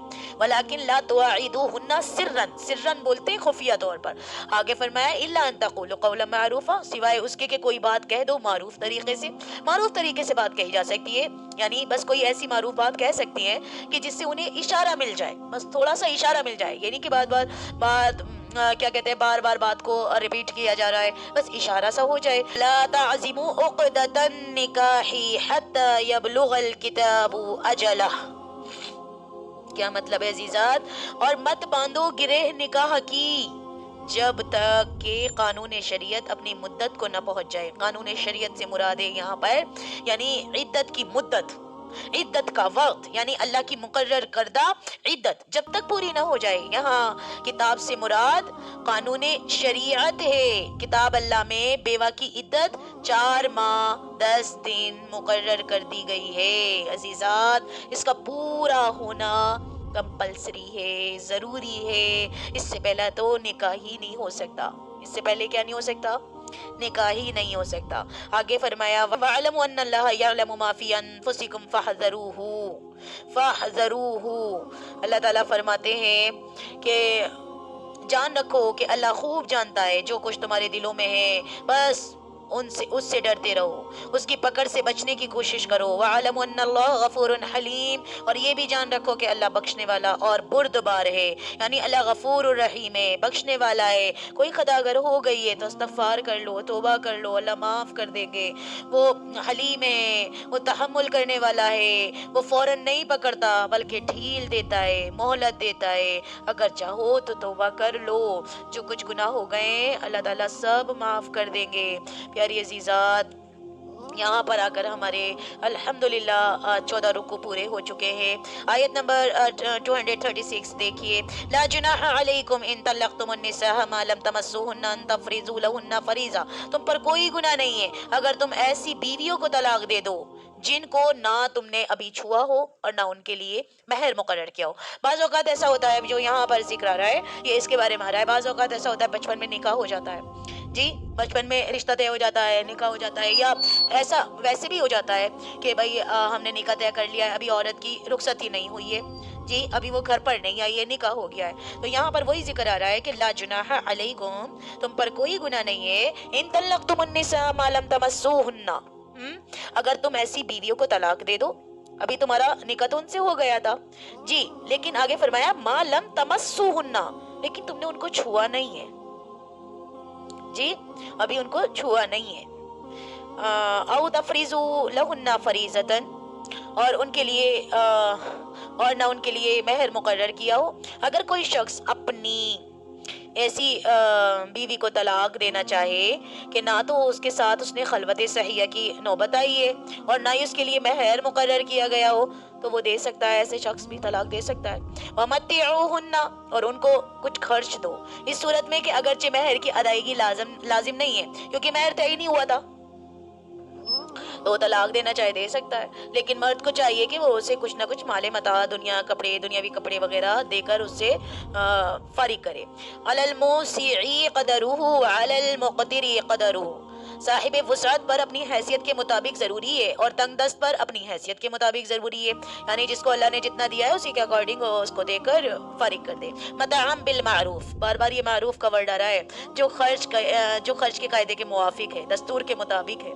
جی ساز و سامان دنیا جو ہے یہ بھی بھلے انداز میں دیا جائے، ایسا نہ ہو کہ جیسے خیرات سی دے دی جا رہی ہو، ایسا نہیں ہونا چاہیے، معروف کے بالکل دستور کے مطابق. حقا علی المحسنین، یہ حق ہے محسنین پر، نیکی کرنے والے بھلے لوگ یہ سمجھ لیں کہ یہ ان پر اللہ تعالیٰ کی طرف سے عائد کردہ ایک ذمہ داری ہے، اللہ تعالیٰ نے انہیں ایک ذمہ داری دی ہے.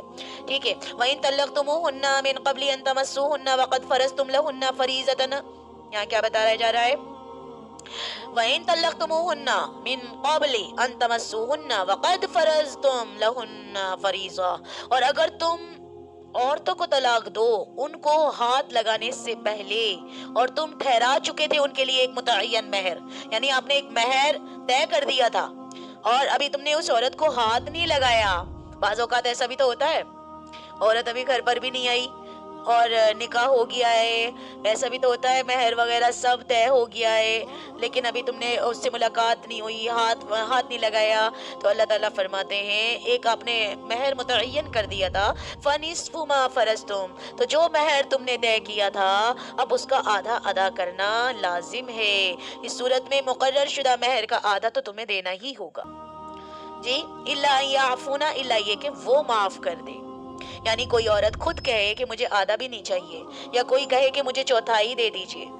جی او یعفو الذی بیدہ عقدۃ النکاح، یا وہ شخص درگزر سے کام لے جس کے ہاتھ میں نکاح کی گرہ ہے، یعنی وہ درگزر کر دے، اور اگر یہ گرہ مرد کے ہاتھ میں ہے وہ اسے کھول بھی سکتا ہے.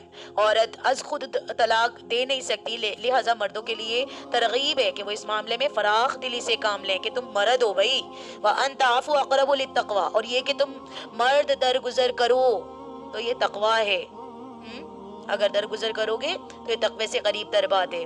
یعنی وَلَا تَنْسَوُا الْفَضْلَ بَيْنَكُمْ، اور اپنے درمیان احسان کرنا مت بھولو،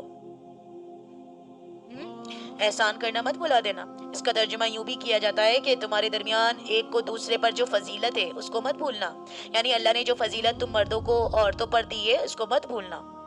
تمہارا طرز عمل ایسا ہونا چاہیے کہ تم اپنے بڑے ہونے کے حساب سے، یعنی کہ ایک درجہ زیادہ ہے نا مرد کا، ان کے ساتھ نرمی کرو، ان کو زیادہ دو. تم نے ان کا جتنا بھی مہر مقرر کیا تھا وہ نصف کی بجائے، آدھا دینے کی بجائے پورا دے دو. اگر اللہ نے تمہیں دیا ہے تو پورا دے دو. انہیں معروف طریقے سے عزت، تکریم، ان کی عزت ہونی چاہیے اور عزت کے ساتھ ہی انہیں رخصت کر دو. ان اللہ بما تعملون بصیر، یقیناً جو کچھ تم کر رہے ہو اللہ تعالیٰ اسے دیکھ رہا ہے، اللہ تعالیٰ سب جانتا ہے، اللہ تعالیٰ کو کھرے کھوٹے کا سب علم ہے. تو پیاری عزیزات، آج سارے ہم نے یہ سارے مسائل سیکھے ہیں اور دیکھو اللہ تعالیٰ کیسے بتا رہے ہیں. اللہ تعالیٰ ہمیں سیکھنے والا بنائے، اسلام کے احکامات، دین کو سمجھنے والا بنائے، دین کو اچھے سے سمجھیں اور اسی کے فالو کرنے والے بنے. ہم بالکل ایسے سمجھیں کہ اللہ تعالیٰ ہمیں راستہ دکھا رہے ہیں، تم نے یہ کرنا ہے، یہ نہیں کرنا، یہ کرنا ہے، یہ کرنا ہے، یہ نہیں کرنا. اگر اللہ نہ کرے کسی وجہ سے یہ سچویشن کریٹ ہو جائے تو یہ کام اگر ہوتا ہے تو اللہ کے حکم کے مطابق کرنا ہے. اللہ نہ کرے کسی کے ساتھ ایسا ہو، بائی چانس بہت سارے خاندان ٹوٹ جاتے ہیں، رشتے ٹوٹ جاتے ہیں. تو اب جب رشتے توڑ ہی رہے ہو، طے کر لیا ہے کہ گزارا ہونا ہی نہیں ہے، تو پھر اللہ کے حکم کے مطابق آپ نے یہ کام کو انجام دینا ہے. पूरी जिंदगी सिखाई गई है।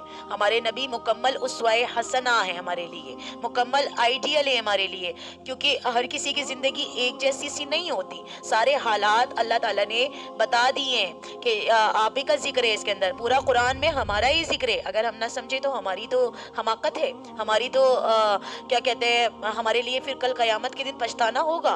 अल्लाह ताला कहेंगे तुम्हारे लिए तो सारा सब कुछ बता दिया गया था कि तुमने कैसे जिंदगी गुजारनी है, कैसे सीखना है, कैसे समझना है, कैसे फॉलो करना है, लेकिन हमें तो पता ही नहीं।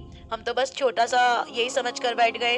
मेरी प्यारी बहनों, पूरी कुरान को समझने की नियत करें, अज़्म करें, इरादा करें और इसको अपनी जिंदगी में ढालने की कोशिश करें। और अल्लाह ताला हम सारी बहनों को कहने सुनने से ज्यादा अमल करने की तौफीक अता फरमाए। जो भी हमने पढ़ा है, सुना है, इसमें जरूर कोई कोताही हुई होगी, क्योंकि मैं बशर हूँ, मैं कोई वो नहीं हूँ कि मुझसे गलती नहीं होगी। कुछ हो सकता है मेरे समझाने में कमी रह गई हो और आपके समझने में कमी रह गई हो। अल्लाह रब्बुल इज्जत से दुआ करते हैं हम सब की कमी पेशियों को दरगुजर फरमाए, ज़्यादा से ज़्यादा हमें सीखने वाला बनाए। हमने अपने तरीक़े को फॉलो करना है, हमने गैरों के तरीक़ों पे नहीं चलना कि गैर क्या कर रहे हैं। बस अल्लाह ताला से दुआ है अल्लाह हमारी इन काविशों को कबूल फरमाए। रब्बना तक़ब्बल मिन्ना इन्नका अंतस समीउल अलीम व तुब अलैना इन्नका अंतत तव्वाबुर रहीम बिरहमतिका या अरहमर राहिमीन बिरहमतिका या अरहमर राहिमीन बिरहमतिका या अरहमर राहिमीन।